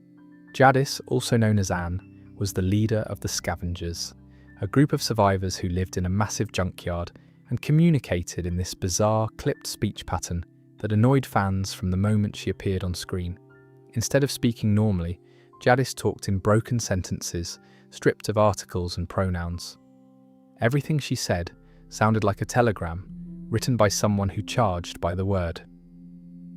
Fans found it grating, and the show never fully explained why the Scavengers talked this way, which made it feel like an affectation rather than a meaningful character choice. But Jadis's speech pattern was the least of her problems. What made fans truly despise her was the betrayal. When Rick was building his alliance against Negan and the Saviors, he went to the Scavengers looking for help. He made a deal with Jadis. Rick's group would provide guns and the Scavengers would fight alongside them when the war started. It was a straightforward arrangement. You help us, we help you, together we take down the Saviors. Jadis agreed. They shook on it. Rick trusted her. And then at the critical moment when Negan and the Saviors arrived at Alexandria for a confrontation, and Rick's group prepared to fight back with the Scavengers, at their side, Jadis flipped. She had secretly made a deal with Negan. The Scavengers turned their guns on Rick's people right there in Alexandria. The alliance collapsed. People died. The entire plan fell apart because Jadis had been playing both sides and chose the one that offered her a better deal. That betrayal was devastating because Rick had gone out of his way to include the Scavengers. He'd risked his people's lives to deliver guns to the junkyard. He'd believed that even these weird, junkyard-dwelling, sentence-fragment-speaking survivors could be part of something bigger, and Jadis used that trust as leverage to negotiate with Negan. Later, after Simon massacred most of the Scavengers in retaliation for a different perceived slight, Jadis survived and eventually ended up living in Alexandria. You'd think losing her entire community to the Saviors would have taught her something about loyalty. You'd think watching her people get gunned down by Simon would have made her appreciate the allies she had left. Instead, Jadis continued operating exactly the same way she always had. Transactionally. Every relationship was a deal. Every interaction was a negotiation. Every alliance lasted exactly as long as it served her interests, and not a second longer. But the thing that cemented Jadis as one of the most hated characters in the entire franchise happened in Season 9, and it involved Rick Grimes himself. Rick was on a bridge trying to stop a herd of walkers from reaching the communities. The bridge was rigged with explosives, and Rick, injured and bleeding, made the decision to blow it up with himself on it to save everyone. He shot the dynamite, and the bridge exploded in a massive fireball that everyone assumed killed him, but Rick survived. Barely. He was blown off the bridge and into the river, and he washed up on the bank half dead. Jadis found him. She had been communicating with a mysterious helicopter connected to a massive military organization called the CRM, the Civic Republic Military. Jadis had been trading people to the CRM in exchange for supplies, essentially human trafficking during the apocalypse. When Jadis found Rick dying on the riverbank, she made a choice. She could have taken him back to Alexandria, back to Michonne, who loved him, back to Judith and Carl's memory, back to the community he'd bled for and nearly died protecting. She could have brought him home. Instead, she radioed the CRM helicopter and told them she had a B, their code for a person of value. She traded Rick Grimes, the protagonist of The Walking Dead, to a mysterious military organization and flew away with him in a helicopter. Rick's family believed he was dead. Michonne grieved for years. Judith grew up without her father. The communities Rick had built and protected moved forward, thinking their leader had sacrificed himself on that bridge. And the whole time, Rick was alive, trapped somewhere in the CRM's network, because Jadis chose to trade him instead of save him. That decision by Jadis fundamentally changed the trajectory of the entire franchise. Andrew Lincoln left the show in Season 9, and his exit was facilitated by Jadis's betrayal. The main character of The Walking Dead was removed from his own show because one character decided he was worth more as a bargaining chip than as a human being. Fans were furious, not just at the plot development, but at Jadis specifically. She had already betrayed Rick once during the Savior War. She had already demonstrated that loyalty meant nothing to her, and now she had taken the show's most important character away from his family and his story. She didn't kill Rick. She did something worse. She erased him from the lives of everyone who loved him, while keeping him alive in captivity somewhere else. The Walking Dead spin-off. The ones who live eventually explored what happened to Rick after Jadis took him. And Jadis appeared in that series too, continuing to be exactly who she always was, a survivor who would trade anything and anyone to maintain her position. But by that point, the damage was done. Jadis had earned her place as one of the most hated characters in the franchise's history. What makes Jadis different from the other characters on this list is the scale of her betrayal. Laurie hurt her family. Andrea enabled a villain. Gregory sold out his community. Spencer schemed against his leader. Nicholas got people killed through cowardice. The governor waged war through ego. Dawn controlled people through bureaucracy.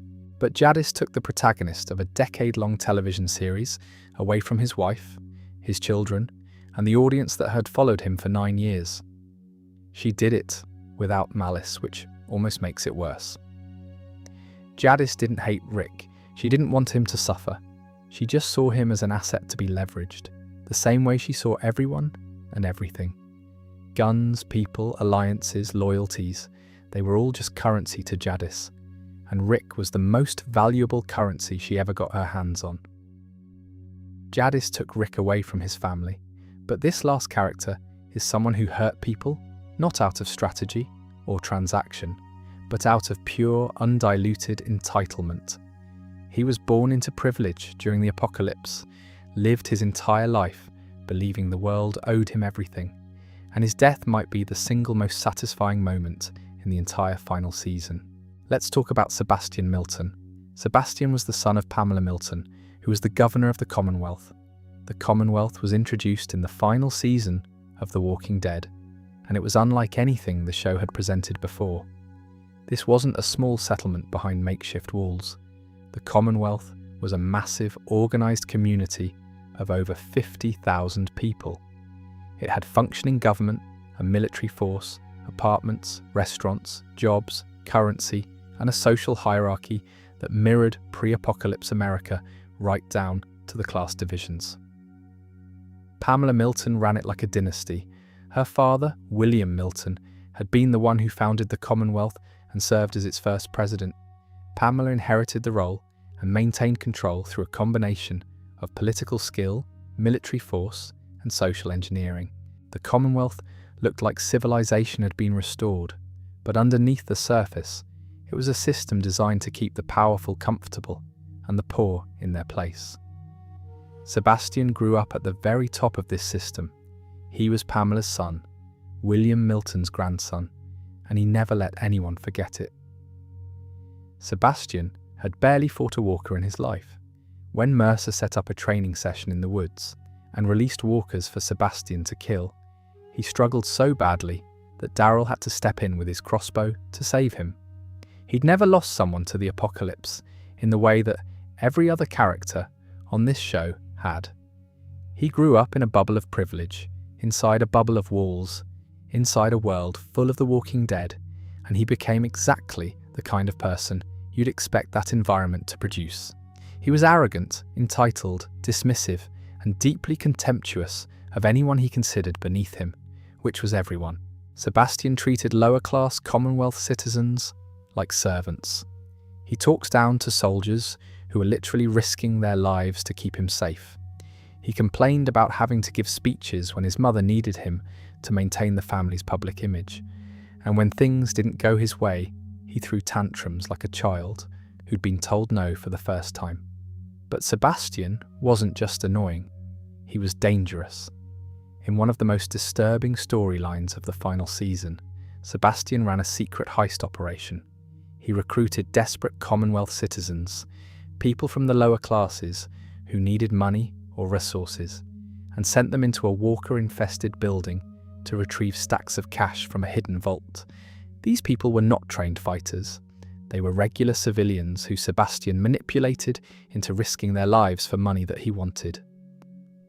Multiple people died on these missions. They went into a building full of walkers with minimal equipment and no backup, and they were killed because Sebastian wanted to pad his personal fortune. When one of these recruits, a woman named April, died during the heist, her death became a rallying point for the growing resistance movement within the Commonwealth. People started asking questions about why citizens were dying for the benefit of the Milton family. Sebastian's response to all of this was complete indifference. He didn't care that people had died. He didn't feel guilty. In his mind, these people were lesser. They existed to serve the Miltons, and if some of them died in the process, that was an acceptable cost. Sebastian embodied the kind of aristocratic cruelty that doesn't need to get its hands dirty because it has enough power to make other people do the dying. The beginning of Sebastian's end came through Max, who worked as Pamela's assistant. Max was a smart, observant woman who had spent months watching the Miltons operate from the inside. She'd seen how Pamela manipulated public perception. She'd witnessed Sebastian's contempt for ordinary people, and she decided to do something about it. Max secretly recorded a conversation with Sebastian where he revealed his true feelings about the Commonwealth and its citizens. She got him talking candidly, and what came out of his mouth was pure aristocratic disdain. Sebastian expressed his deeply cynical view of the people who lived in the Commonwealth. He talked about them like they were cattle, like their lives had no value beyond servicing the Milton family's comfort.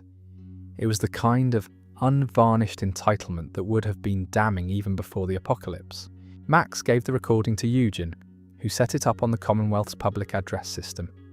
The plan was to play it during the Founders' Day celebration, the Commonwealth's biggest public event, right as Sebastian was giving a speech on stage. The moment was brilliant. Sebastian was up on the stage, reading his prepared remarks, when the recording kicked in. His own voice, dripping with contempt, broadcasting across the entire celebration. Every citizen in attendance heard exactly what the Milton family's heir really thought of them. Sebastian completely lost control. He ran off the stage and into the crowd, chasing after Max. The crowd turned hostile. People started throwing things, shouting, pushing toward the stage. Commonwealth soldiers tried to contain the situation. It was chaos, the kind of public unraveling that the Milton family had spent years making sure could never happen. And then, because this is The Walking Dead, the walkers showed up. In the middle of the riot, previously killed workers who had been murdered as part of a separate conspiracy reanimated and began attacking civilians at the festival. People scattered. The celebration turned into a massacre. Sebastian caught up to Max in the crowd and screamed at her that she was nothing. Then he noticed a walker approaching and did something that perfectly captured who he was at his core. He grabbed Max and pushed her into the walker. He physically shoved another human being into the jaws of the undead to save himself. He stood there and watched as Max struggled with the walker on top of her, and he would have let it kill her. Eugene saw this. He ran over and pulled the walker off Max, saving her life. But the momentum of the rescue sent the walker tumbling into Sebastian. He went down with the walker on top of him. He started screaming for help, screaming for someone to save him, screaming the way he always screamed whenever reality pierced the bubble of privilege he'd lived in his entire life. A crowd gathered around him, Commonwealth citizens who had just heard the recording of Sebastian's contempt for their lives, people who had lost friends to Sebastian's heist scheme, parents and workers and soldiers who had spent years being looked down on by this family. They formed a circle around Sebastian and the walker, and nobody moved. Not a single person helped him. Sebastian fought with the walker, managed to push it off momentarily, but it grabbed him from behind. It bit him in the neck. Blood poured from the wound and out of his mouth. Judith, who was in the crowd, finally shot the walker in the head with Rick's old revolver, but it was too late. Sebastian choked on his own blood and died right there on the ground, while the recording of his own voice continued playing over the speakers. His words about how worthless the common people were served as his own funeral music. The crowd watched him die. They could have helped him. Any one of them could have pulled the walker off. But after everything Sebastian had done, after the heist deaths, after the recording, after being pushed into a walker by the person who was supposed to lead them someday, nobody felt like saving a Milton. Sebastian's death didn't end the story. He reanimated as a walker, and Pamela refused to let anyone put him down. She kept her undead son chained up, which was disturbing enough on its own, but she went further. When Lance Hornsby, the scheming politician who had orchestrated the chaos at the festival, was captured, Pamela brought him to Sebastian's cell. She made Hornsby feed the reanimated body of her son, fresh human remains, pushed toward the snapping jaws of what used to be Sebastian Milton. Pamela had lost her son, and her response was to weaponize his corpse against the man she blamed for his death. It was twisted and grief-stricken, and exactly the kind of thing The Walking Dead excelled at portraying. The apocalypse doesn't just kill people, it transforms grief into monstrosity. Eugene was arrested and put on trial for Sebastian's death, even though he hadn't killed Sebastian at all. He'd saved Max. The walker killed Sebastian. But Pamela needed someone to punish, someone to blame, someone to make an example of, so the Commonwealth would fall back in line. Eugene became that scapegoat. Fan reaction to Sebastian's death was overwhelmingly positive. Not gleeful exactly, but satisfied. Sebastian had earned every second of his fate through his entitlement, his cruelty, and his absolute refusal to see other people as human. He pushed a woman into a walker. He let people die for his personal enrichment. He looked at an entire community of survivors and saw nothing but servants. His death was poetic in the same way Spencer's was. Spencer tried to scheme his way to power and got gutted by the very person he was trying to impress.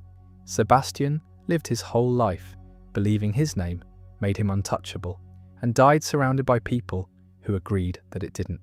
And that's what makes Sebastian the perfect character to end on. Because when you look at every terrible Walking Dead character we've talked about tonight, they all share one thing in common.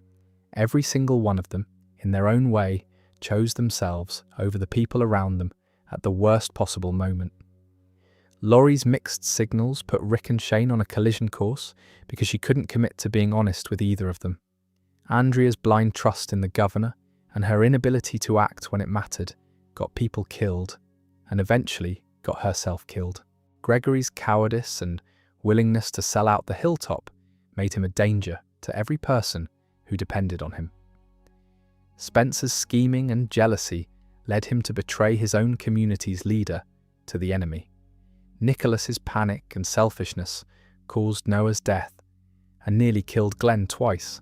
The governor's ego and need for control destroyed Woodbury, the prison, and countless lives, including Herschel's. Dawn's bureaucratic cruelty created a system of exploitation that ended Beth's life over a petty power play. Jadis traded people like currency and stole Rick Grimes from his own family and his own show. And Sebastian's entitlement and contempt for common people led to deaths, a riot, and his own gruesome end. Every one of these characters had the opportunity to be better. Laurie could have been honest, Andrea could have acted, Gregory could have been brave, Spencer could have been loyal, Nicholas could have been steady, the governor could have been a real leader. Dawn could have protected her patients, Jadis could have brought Rick home.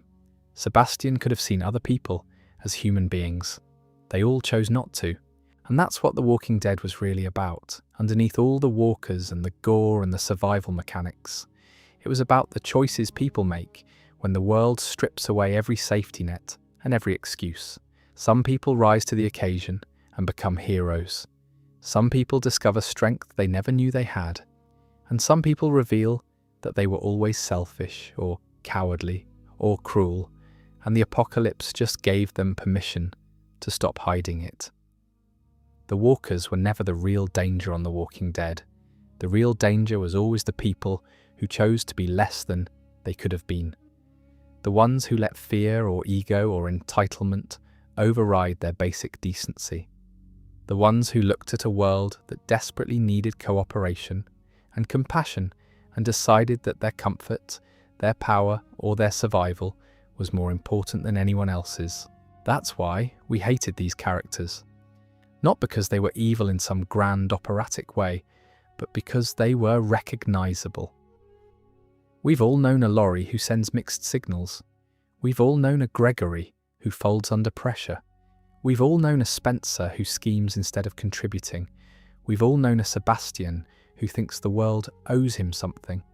These characters held up a mirror, and what we saw staring back was the worst version of ourselves. The version that's selfish when it should be generous, cowardly when it should be brave, passive when it should be active, entitled when it should be grateful. And maybe that's why we hated them so much. Because the walkers are fiction, but the human weaknesses these characters embodied are very, very real. Anyway, that's every Walking Dead character that made you want to scream at your television. 2 hours of the absolute worst people the apocalypse had to offer.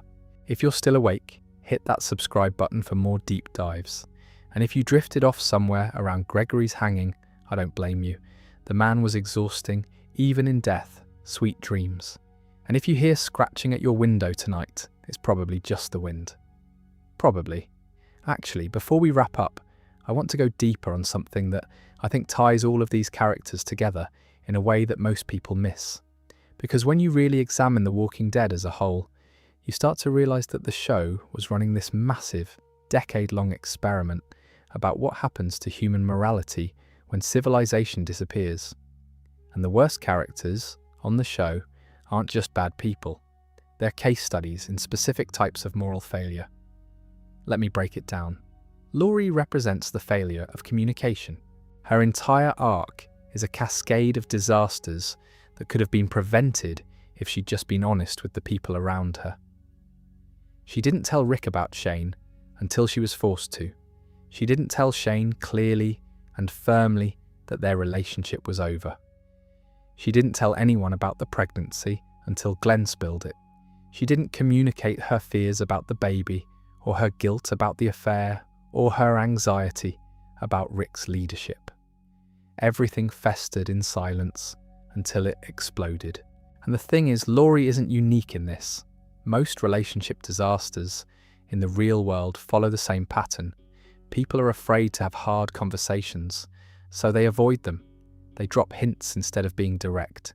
They tell different people different things. They hope the problem will solve itself, and by the time the truth finally comes out, the damage is so much worse than it would have been if someone had just been honest from the beginning. Rick and Laurie's marriage might have survived the apocalypse if they'd been able to talk to each other openly. Rick already knew about Shane. He'd already decided to forgive her. But Laurie spent so long hiding and deflecting that by the time they could have rebuilt their relationship, she was dead on the floor of a boiler room, and their son had to put a bullet in her head. The cost of avoiding difficult conversations, measured in the most brutal terms imaginable. Andrea represents the failure of judgment. She had all the physical tools to survive. She could shoot. She could fight. She was brave enough to face danger and tough enough to endure hardship. But she consistently put her trust in the wrong people and distrusted the right ones. She trusted Shane over Rick. She trusted the governor over Michonne. She trusted Dawn's version of events over her own instincts. What's fascinating about Andrea is that she wasn't stupid. She was actually quite perceptive in other areas. She could read tactical situations well enough to be an effective lookout and fighter. She understood group dynamics well enough to recognize when people were being excluded or marginalized. But when it came to evaluating character, to looking at a person and understanding their true nature, Andrea was almost pathologically bad at it. This is a type of intelligence failure that exists in the real world too. There are people who are brilliant at their jobs, but terrible at choosing romantic partners. People who can read a balance sheet but can't read a room. People who understand systems perfectly, but are blind to the manipulations of charismatic individuals. Andrea's judgment failure wasn't about intelligence. It was about emotional vulnerability, creating blind spots that her intellect couldn't overcome. Michonne looked at the governor and saw danger because Michonne had been hardened by loss and trained to distrust comfort. Andrea looked at the governor and saw hope because Andrea desperately wanted the nightmare to be over. Their different emotional states led to completely different evaluations of the same man, and Andrea's evaluation was fatally wrong. Gregory represents the failure of courage. This one is straightforward but worth exploring because Gregory's cowardice wasn't the passive kind. It wasn't just a man who was afraid. It was a man who actively weaponized his fear against other people. Every time Gregory felt threatened, his first instinct was to sacrifice someone else to make the threat go away. He'd sell out information about the Hilltop's defenses. He'd undermine Maggie's authority to prevent her from leading a fight that might put him at risk. He'd try to have her killed to eliminate the possibility that she'd make decisions that required bravery. Gregory's cowardice was aggressive. It sought out victims. It actively worked to prevent other people from being brave, because if other people were brave and succeeded, it would expose his own cowardice by contrast. Gregory didn't just avoid danger. He tried to ensure that everyone around him avoided it too, because their courage was a mirror that showed him exactly what he was. This is the most insidious form of cowardice, the kind that doesn't just fail to act, but actively prevents action. The manager who shuts down innovative ideas because they're too risky. The leader who punishes subordinates for taking initiative because it makes the leader look passive by comparison. The person who tears down anyone who tries to improve things, because improvement implies that the current situation, the one the coward is comfortable with, isn't good enough. Spencer represents the failure of entitlement. He believed that leadership was his birthright rather than something that had to be earned. His mother was the leader, therefore he should be the leader. It didn't matter that he'd never fought a walker outside the walls. It didn't matter that he'd never risked his life for another person. It didn't matter that his community was full of people who were more qualified, more experienced, and more willing to sacrifice for others. Spencer believed the world owed him power because of who his parents were. The scene where Negan gutted him is essentially a commentary on inherited versus earned authority. Rick earned his position through years of sacrifice, loss, and leadership in impossible situations. Spencer inherited his sense of entitlement from a mother who earned her position through years of political service and community building. The difference is that Deanna actually did the work. Spencer just expected the results. Negan, for all his brutality, understood this distinction instinctively. He respected Rick not because Rick was cooperative or easy to manage, but because Rick's authority was real. It came from something genuine, from the willingness to suffer for the people he led. Spencer's authority was imagined. It came from nothing but bloodline and ambition. And in the apocalypse, imagined authority is worth about as much as the guts that Negan spilled on the pavement. Nicholas represents the failure of nerve. This is different from Gregory's cowardice because Nicholas wasn't strategically avoiding danger. Nicholas was incapable of functioning under pressure. He would freeze. He would panic. He would make snap decisions based on pure terror that got the people around him killed. Nicholas didn't choose to be a coward the way Gregory did. Nicholas's nervous system simply shut down when the situation exceeded his capacity to cope. In some ways, Nicholas was the most tragic character on this list. He didn't want to get people killed. He was genuinely devastated by Noah's death. He tried to improve after Glenn spared his life. He went on the run with Glenn in Season 6, specifically because he was trying to be better, to prove that he could handle the pressure. But when the moment came, when the walkers closed in and the escape routes dried up and there was nowhere left to run, Nicholas's body made the decision for him. His hands put the gun to his head and pulled the trigger because his mind had already left the building. The show never explored this in depth, but there's a real psychological conversation to be had about Nicholas and combat readiness. Some people are capable of functioning under extreme stress, and some aren't. It's not entirely a choice. There's a neurological component to stress response that determines how your brain processes threat. Nicholas's brain wasn't wired for the apocalypse.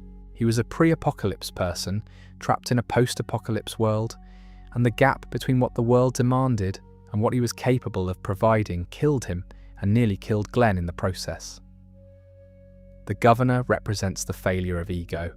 He had every tool needed to be a great leader: charisma, intelligence, organizational skill, the ability to inspire loyalty and build infrastructure. But his ego demanded that he be the only leader, the sole authority, the unchallenged center of everything. When Rick proposed sharing the prison, the governor couldn't accept it because sharing means admitting that your way isn't the only way. When Michonne killed Penny, the governor couldn't let it go because forgiving means admitting vulnerability. When his first assault on the prison failed, the governor couldn't regroup because retreating means admitting you can be beaten. Every decision the governor made was filtered through one question: does this reinforce or threaten my sense of supreme control? If it reinforced it, he'd support it. If it threatened it, he'd destroy it. That's why he could build Woodbury, but not sustain it. Building something new puts you at the center. Sustaining it requires sharing credit, delegating authority, and admitting that other people are essential. The governor could handle being the architect, but not being one member of a team. His murder of Herschel is the ultimate expression of this ego failure. Rick was offering peace. He was saying, we can share this space. We can build something together. And the governor looked at that offer and saw it as an insult because it implied that Rick was his equal. An equal doesn't need to be destroyed. An equal deserves respect. And the governor was constitutionally incapable of respecting anyone who challenged his supremacy. Dawn represents the failure of systems, of She wasn't a person so much as an institution. She'd taken the structure of law enforcement, with its uniforms and ranks and procedures, and applied it to the apocalypse in a way that preserved the form while completely gutting the function. Her officers wore badges and carried guns, but they weren't protecting anyone. Her hospital treated patients, but the treatment was a trap. Her community had rules, but the rules existed to benefit the powerful at the expense of the vulnerable. Dawn believed in the system more than she believed in the people the system was supposed to serve. When Gorman abused patients, Dawn didn't intervene because Gorman was part of the system, and the system needed to be maintained. When Beth fought back, Dawn saw it as a disruption to order rather than a legitimate response to injustice. When the hostage exchange was proceeding peacefully, Dawn demanded Noah back, not because she needed him, but because the system required that debts be paid. There's a version of Dawn in every bureaucracy that prioritizes procedure over humanity. The hospital administrator who denies coverage because the form wasn't filled out correctly. The immigration officer who separates families because the law requires it. The school principal who expels a kid for defending himself because zero tolerance means zero tolerance. Dawn was the apocalypse's version of every person who has ever said, "I'm just following the rules," while watching the rules destroy someone's life. Jadis represents the failure of connection. She was incapable of genuine loyalty because she had never allowed herself to need another person. Every relationship was transactional. Every alliance was temporary. Every deal could be renegotiated if the terms changed. Jadis lived in a state of permanent emotional isolation, surrounded by people but connected to none of them. The scavengers were her followers, but she didn't love them. Rick was her ally, but she didn't value him as a person. The CRM was her escape route, but she didn't believe in their mission. Jadis operated in the spaces between commitments, never landing anywhere long enough to form the kind of bonds that make survival meaningful. And the result was that when she found Rick dying on the riverbank, she didn't see a father, a husband, a friend, or a hero. She saw a commodity, a valuable asset that could be traded for a better position with the CRM. Jadis looked at the protagonist of a decade-long story and saw a bargaining chip. That's what happens when you spend your entire life avoiding connection. You lose the ability to recognize other people's humanity. Everyone becomes a resource. Every interaction becomes a transaction. And the difference between saving someone's life and selling their life disappears because both options are just different ways of extracting value. And Sebastian represents the failure of empathy. He was raised in a world where some people mattered and most people didn't. The Commonwealth's class system taught him from birth that his comfort was more important than other people's survival, that workers existed to serve leaders, that the lower classes were disposable tools for the benefit of the elite. Sebastian never had to develop empathy because the system he lived in rewarded its absence. Being empathetic in the Commonwealth meant questioning why some people lived in luxury while others struggled. It meant challenging his mother's authority. It meant admitting that his privilege wasn't earned but inherited. And none of those things served Sebastian's interests, so he never bothered. His death at the hands of a crowd that refused to save him was the direct consequence of this empathy failure. When you spend your entire life treating other people as less than human, eventually those people stop treating you as human too. Sebastian died the way he lived, surrounded by people he'd never bothered to understand, and not a single one of them felt the obligation to help him that he'd always demanded they feel. These 9 characters represent 9 distinct ways that human beings can fail when the stakes are highest: communication, judgment, courage, entitlement, nerve, ego, systems, connection, empathy. 9 pillars of moral functioning, and each of these characters demonstrates what happens when one of them collapses. The Walking Dead ran for 11 seasons and 177 episodes. It introduced hundreds of characters, Most of them were good people trying to survive in a terrible world. But the ones we remember most vividly, the ones that stuck in our heads and raised our blood pressure, were the ones who showed us what failure looks like. Because in the end, the walkers were just weather. They were a constant, unavoidable environmental hazard. You couldn't control the walkers any more than you could control a hurricane. The only thing you could control was yourself, your choices, your courage, your honesty, your empathy, and these 9 characters controlled themselves badly. That's why they're the worst, not because they were unlucky or outmatched or overwhelmed by circumstances beyond their control, but because when the moment came to be better, to be brave, to be honest, to be kind, they chose not to, every single time. The apocalypse didn't make them terrible, it just gave them permission to stop pretending they weren't. And on that cheerful note, that's every single worst character in Walking Dead history, explained in way too much detail. If you made it this far, you're either a die-hard Walking Dead fan, or you fell asleep 40 minutes ago, and this has been playing in the background while you dreamed about walkers. Either way, I appreciate you being here. Subscribe if you want more deep dives like this, and I'll see you in the next one. Good night. You know what? There's actually more I want to say about some of these characters, because there are specific moments I glossed over that deserve their own breakdown. And since we're deep into this thing already, let's go back and look at some scenes that really crystallize why these characters were so infuriating. Let's start with a moment from Laurie's story that I didn't fully unpack earlier, the car crash in Season 2. Laurie found out that Rick, Herschel and Glenn hadn't come back from a run into town. Instead of telling anyone in the group or waiting for them to return, she decided to drive into town herself to find them. Alone, pregnant, at night, on roads full of walkers. She's driving and she takes her eyes off the road to look at a map. A walker appears in front of the car. She swerves, flips the vehicle, and ends up unconscious on the side of the road with walkers pressing against the windshield. Now this scene is actually a good piece of writing because it shows Laurie's genuine love for Rick. She was scared for her husband and she acted on it.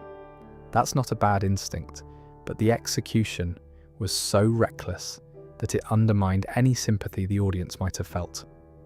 She didn't tell anyone where she was going. She didn't bring backup. She took a car that the group needed and crashed it.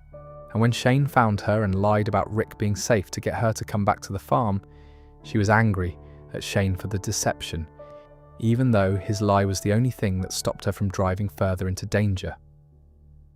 This is the Laurie pattern in miniature: good intentions, terrible execution, and an inability to see how her actions affect other people. She wanted to save Rick, so she endangered the baby, wasted a vehicle, and forced Shane to come find her. Every time Laurie tried to help, she created a new problem that someone else had to fix. There's another Laurie moment that fans bring up constantly: the scene where she tells Rick that Shane is dangerous and that something needs to be done about him. The conversation happens in Season 2, and the way Sarah Wayne Callies plays it, there's this ambiguity about whether Laurie is telling Rick to exile Shane, confront Shane, or kill Shane. She uses these indirect phrases that could mean anything depending on how you interpret them.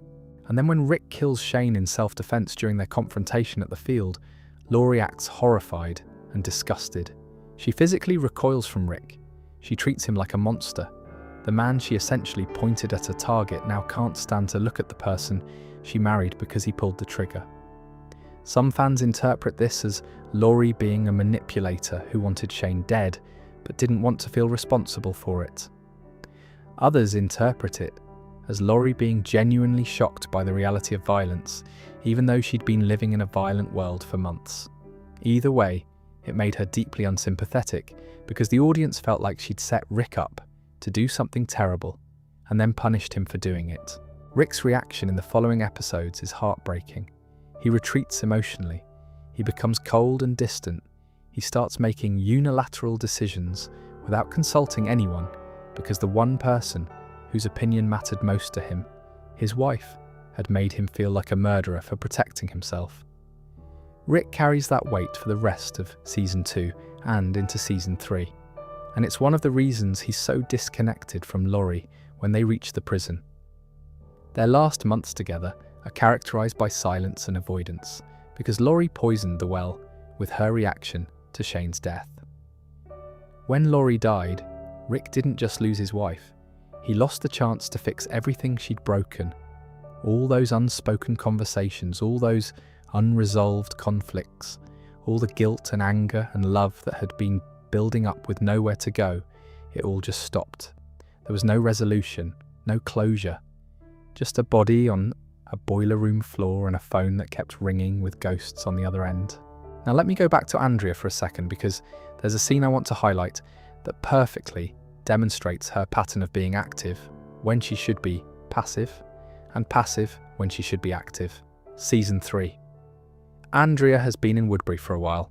She's seen enough red flags to wallpaper her house. Michonne has warned her. Rick's group has been shot at. She knows the governor is planning an assault on the prison, and she decides to broker a peace deal. She arranges a meeting between Rick and the governor at this neutral location, a feed store between the two communities. During the meeting, Andrea tries to moderate. She sits between them and attempts to facilitate a negotiation. But the governor and Rick basically ignore her. They talk past her, through her, around her.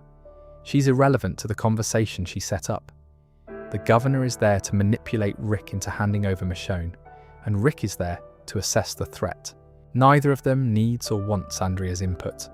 At one point, Andrea is literally told to leave the room so the two men can talk privately. She organised this meeting, she put herself on the line to make it happen, and they ask her to step outside. And she does. She just walks out and waits in the other room while the fate of her friends is decided without her. This is Andrea's entire arc compressed into a single scene. She positions herself as important and central, but when the actual decisions are being made, she's excluded because the people with real power don't take her seriously. And instead of forcing her way into the conversation or making a unilateral decision of her own, she complies. She does what she's told. She waits. Compare this to Maggie in a similar situation. When Maggie disagreed with Rick's decisions, she said so to his face, and then took independent action. When Carol disagreed with Rick's approach to the wolves, she took matters into her own hands and saved Alexandria while Rick was still processing what was happening. When Michonne disagreed with Rick's alliance with the scavengers, she expressed her concerns but stayed by his side and fought harder than anyone. Andrea's problem wasn't a lack of conviction. She genuinely wanted peace. She genuinely cared about both communities. But wanting something and fighting for it are different things, and Andrea never made the leap from desire to action when it would have actually mattered. She wanted the governor to be good, so she acted as if he was. She wanted peace to be possible, so she behaved as if it already existed. She lived in a fantasy where good intentions were enough, and the real world kept proving her wrong. Let me also circle back to the governor for a moment, because I want to talk about one specific element of his character that doesn't get discussed enough: his relationship with Milton. Milton Mamet was the governor's scientist, a quiet, nervous, intelligent man who genuinely believed in the work he was doing in Woodbury. Milton studied the walkers, tried to understand the virus, and believed that science might eventually lead to a cure or at least a better understanding of what had happened to the world. He was the governor's closest advisor, and in many ways, he was the last remaining piece of the governor's humanity. Milton believed in the governor because the governor gave him purpose. He gave Milton a lab, resources, and the freedom to pursue his research.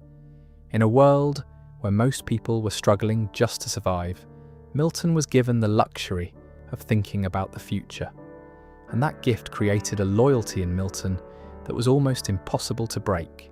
But Milton wasn't blind. He saw the darkness in the governor escalating. He watched as the governor's vendetta against Rick's group consumed him.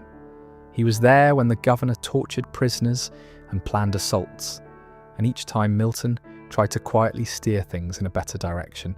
He leaked information. He sabotaged the governor's walker pit by burning the captive walkers. He tried to help Andrea escape. The governor figured out what Milton was doing, and his response was to take Milton to the room where Andrea was tied to a chair and order Milton to kill her. When Milton couldn't do it, when he turned the knife on the governor instead, the governor easily overpowered him and stabbed him repeatedly in the stomach. Then the governor said something that I think is the most chilling line in the entire show. He told Milton that he was going to die, and he was going to turn, and he was going to tear the flesh from Andrea's bones. Then he left them alone in the room together, knowing that Milton would slowly bleed out, reanimate, and eat the woman he'd been trying to save. That's not just cruelty, that's creative cruelty. The governor designed a punishment that was specifically calibrated to cause maximum suffering for both Milton and Andrea simultaneously. Milton would spend his final conscious hours knowing that his body would become the weapon that killed Andrea. Andrea would watch her only ally slowly become her executioner. And the governor walked away from all of it, having turned two of his closest associates into instruments of each other's destruction. Milton's death is one of the most underrated tragedies in the entire series. He was a good man who tried to do the right thing within a system controlled by a monster, and his reward was being turned into the thing he spent his life studying. The scientist became the subject, the researcher became the specimen, and the governor orchestrated it all with the kind of poetic sadism that elevated him from villain to something closer to genuine evil. I also want to expand on Dawn's control system at Grady, because I think the full picture of what was happening there is actually darker than what I described earlier. The debtor system wasn't just indentured servitude, it was deliberately designed to be inescapable.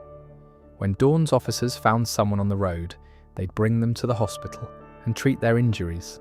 But the injuries were sometimes inflicted by the officers themselves during the rescue. Beth had a broken wrist and cuts on her face when she arrived at Grady, and the implication is that the officers weren't gentle during the abduction. They'd rough people up, bring them in injured, treat the injuries they'd caused, and then tell the patient they owed a debt for the treatment. The food at Grady was rationed so that patients had to work constantly just to maintain their caloric intake. If you worked more, you ate more. If you resisted, you starved. And the officers controlled what counted as work, so they could extend anyone's debt indefinitely. There was no clear accounting system, no fixed terms, no end date, just Dawn saying you still owe us until she decided otherwise. Noah told Beth that he'd been trying to escape for a long time. He was from a walled community in Richmond, Virginia, and he had a family waiting for him. But every time he tried to leave, the officers would catch him and add to his debt as punishment for the escape attempt. Running away didn't reduce your obligation, it increased it. The system punished resistance with more bondage. Joan's suicide in Dawn's office was the most visceral protest against this system. She wrote her final message in her own blood on the floor in front of Dawn's desk. The words were a direct condemnation of everything Dawn represented. And Dawn's response wasn't horror or reflection. It was annoyance at the mess and concern about maintaining order. Beth's final act, stabbing Dawn with the scissors, was her version of Joan's message written in a different medium. Beth couldn't escape the system, couldn't negotiate with it, and couldn't survive within it without losing herself. So she attacked the center of power directly, knowing it would probably kill her. She chose death over submission, which is the most extreme form of resistance a person can offer, and Dawn killed her for it without even intending to. Dawn's bullet was reflexive, not deliberate. She pulled the trigger out of instinct, not malice, which somehow makes it worse because it means Beth's death wasn't even the result of a conscious decision by her killer. It was the product of a system so violent, so coiled with tension, so fundamentally broken that a single act of defiance triggered a lethal response as automatically as breathing. That's the real horror of Dawn Lerner. Not that she was evil, but that she'd built something that could kill good people without anyone actively choosing to kill them. The system did the killing. Dawn just maintained the system. One more thing I want to address about Sebastian before we truly close this out. His relationship with his mother, Pamela, is actually more complex than it appears on the surface. And understanding it makes his character both more despicable and slightly more pitiable. Pamela Milton was not a warm mother. She was a politician first, a leader second, and a parent somewhere further down the list. Sebastian grew up knowing that the Commonwealth was Pamela's real priority. He told Max that it was actually his older brother who was supposed to be the next leader, but the brother was gone, so Sebastian had to fill the role by default. He wasn't the chosen heir, he was the backup. Imagine growing up knowing that your mother built an entire civilization and your job is to be the figurehead of it, but everyone including your mother knows you're not the one she would have chosen. That's not an excuse for Sebastian's behaviour, but it does explain why his entitlement was so aggressive. He was overcompensating. He demanded respect because he knew he hadn't earned it. He treated people with contempt because he feared that their contempt for him was already justified.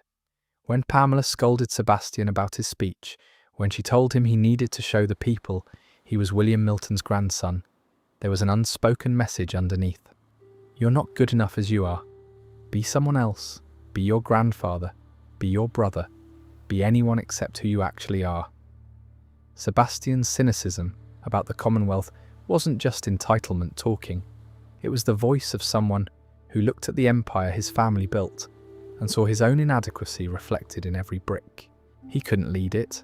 He couldn't improve it. He couldn't even pretend to care about it convincingly. So he did what inadequate people in positions of power often do. He extracted what he could, exploited who he could, and resented everyone who reminded him that he didn't deserve any of it. His death scene gains an additional layer of meaning when you consider this. When the crowd surrounded him and nobody helped, Sebastian was experiencing for the first time what every lower-class citizen of the Commonwealth had always known, that the system doesn't care about you as a person. It cares about what you can provide. And Sebastian, in that moment, couldn't provide anything. He was just a scared man on the ground with a walker on top of him. Strip away the Milton name, and he was exactly as helpless and exactly as expendable as every person he'd ever looked down on. The crowd's refusal to save him wasn't just revenge, it was a mirror. They showed Sebastian exactly what his philosophy looks like when applied to him. You think some people are worth less than others? Here's what that feels like from the other side. You think the weak don't deserve help? Then why should we help you? Sebastian died choking on his own blood while his own words played on a loop over the speakers. His contempt became his eulogy. His entitlement became his epitaph. And somewhere in the crowd, every single person he'd ever dismissed as beneath him stood and watched and felt, for the first time in the Commonwealth's history, a terrible kind of equality. That's the full story of every terrible character in The Walking Dead. 9 people, 9 failures, 9 different ways to be the worst version of yourself when the world needs you to be the best. The show gave us heroes worth rooting for and villains worth fearing, but the characters that stuck with us, the ones that kept us up at night, arguing on internet forums and yelling at our screens, were the ones in between. The people who weren't evil enough to be interesting and weren't good enough to be sympathetic. The people who occupied that uncomfortable middle ground where most of us actually live. Because that's the real question The Walking Dead kept asking, over and over, across 11 seasons and 177 episodes. When the world falls apart and there's nobody left to judge you, nobody left to hold you accountable, nobody left to see who you really are behind the mask of civilization, who do you become? These 9 characters gave us 9 answers, and every single one of them was wrong. Thank you for spending the last 2 hours with me. If you enjoyed this deep dive, hit subscribe, and I'll see you in the next one. Sleep well, and remember, in the words of Rick Grimes, we are the Walking Dead. Good night. Actually, hold on.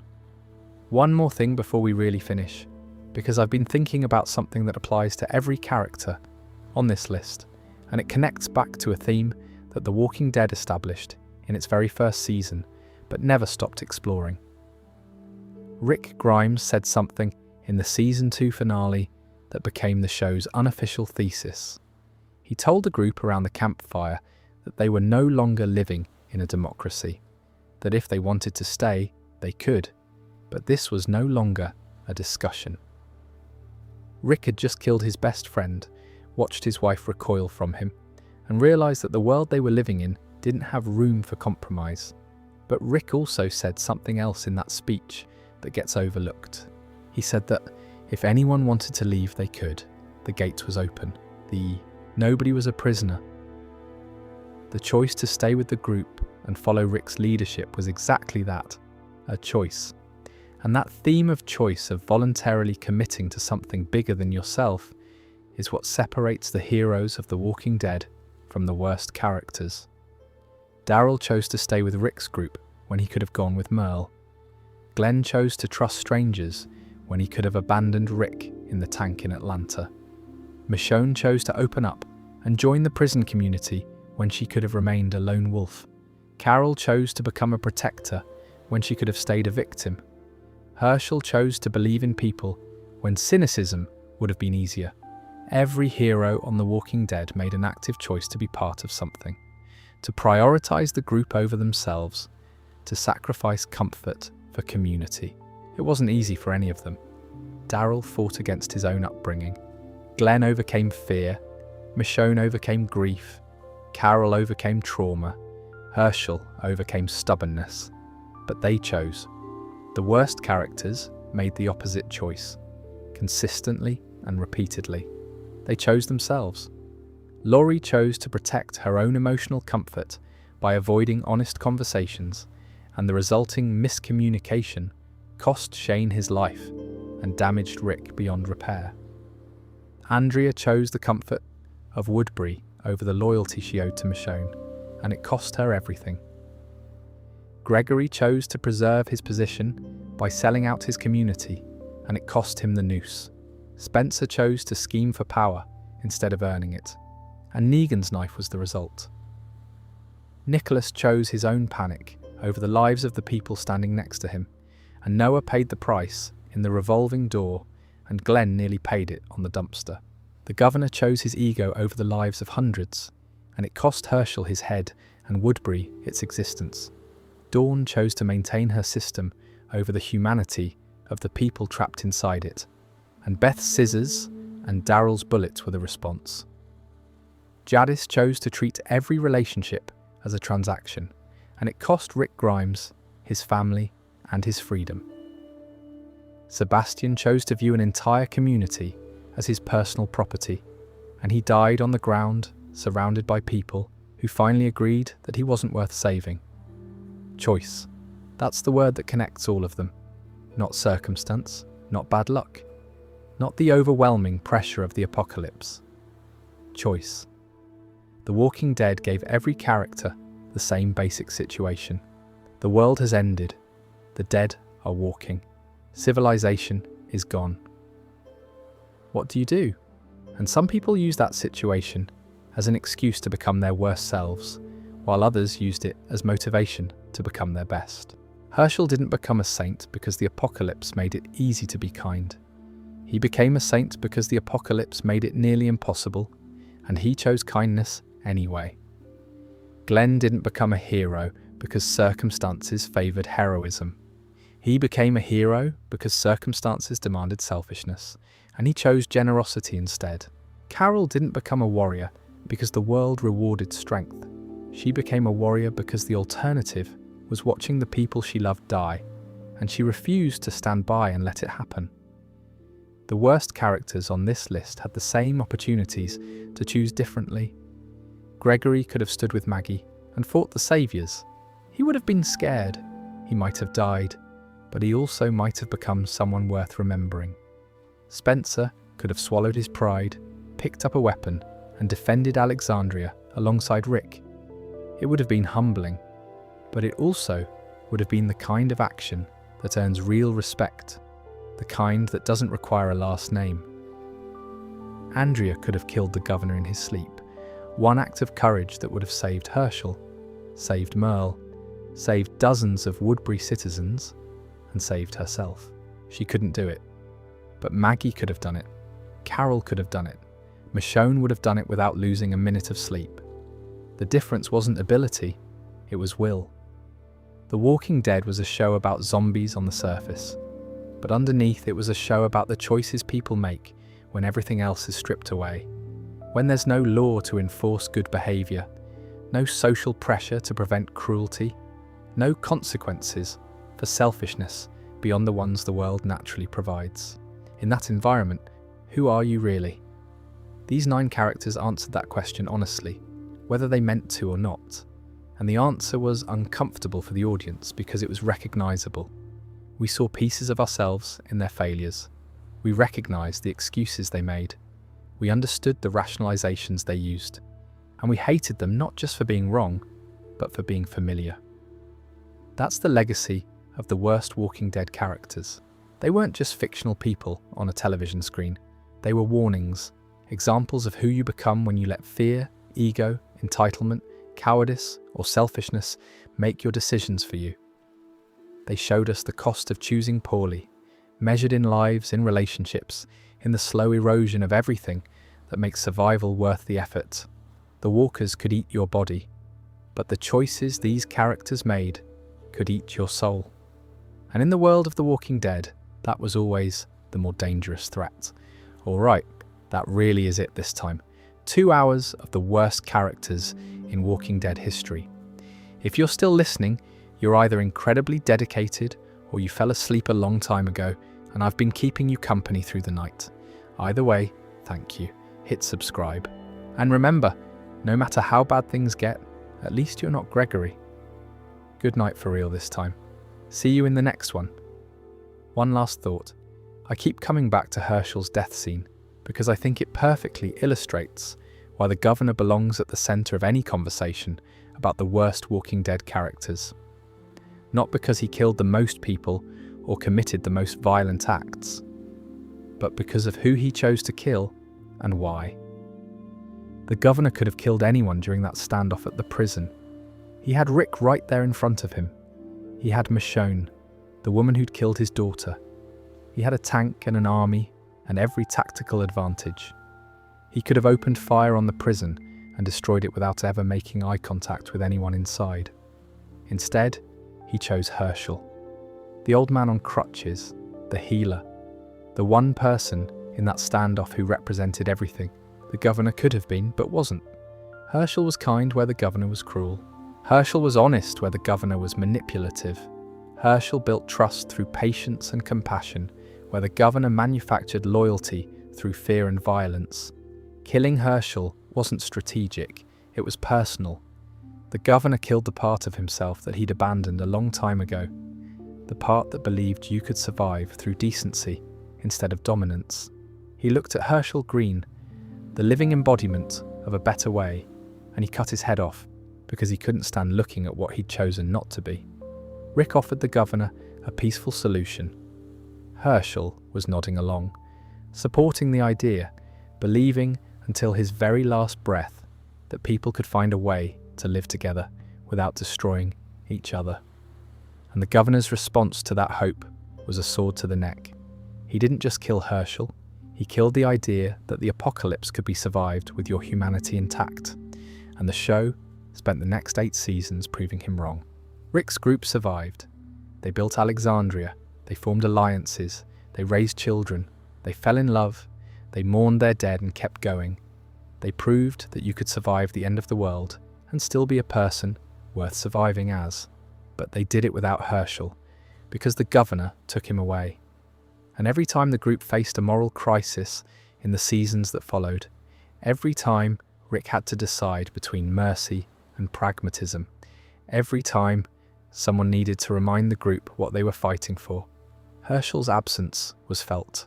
The group survived, but they survived without their conscience, without their compass, without the gentle old man who believed in them even when they didn't believe in themselves. That's the governor's real crime, not the killing, the theft. He stole the soul of the show and left everyone else to navigate the apocalypse without it.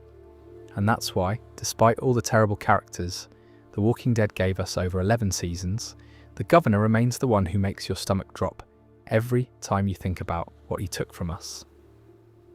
Alright, now I'm actually done. 22,000 words about the worst people in a fictional zombie apocalypse. What a way to spend your evening. Subscribe, sleep well, and I'll see you next time. Peace.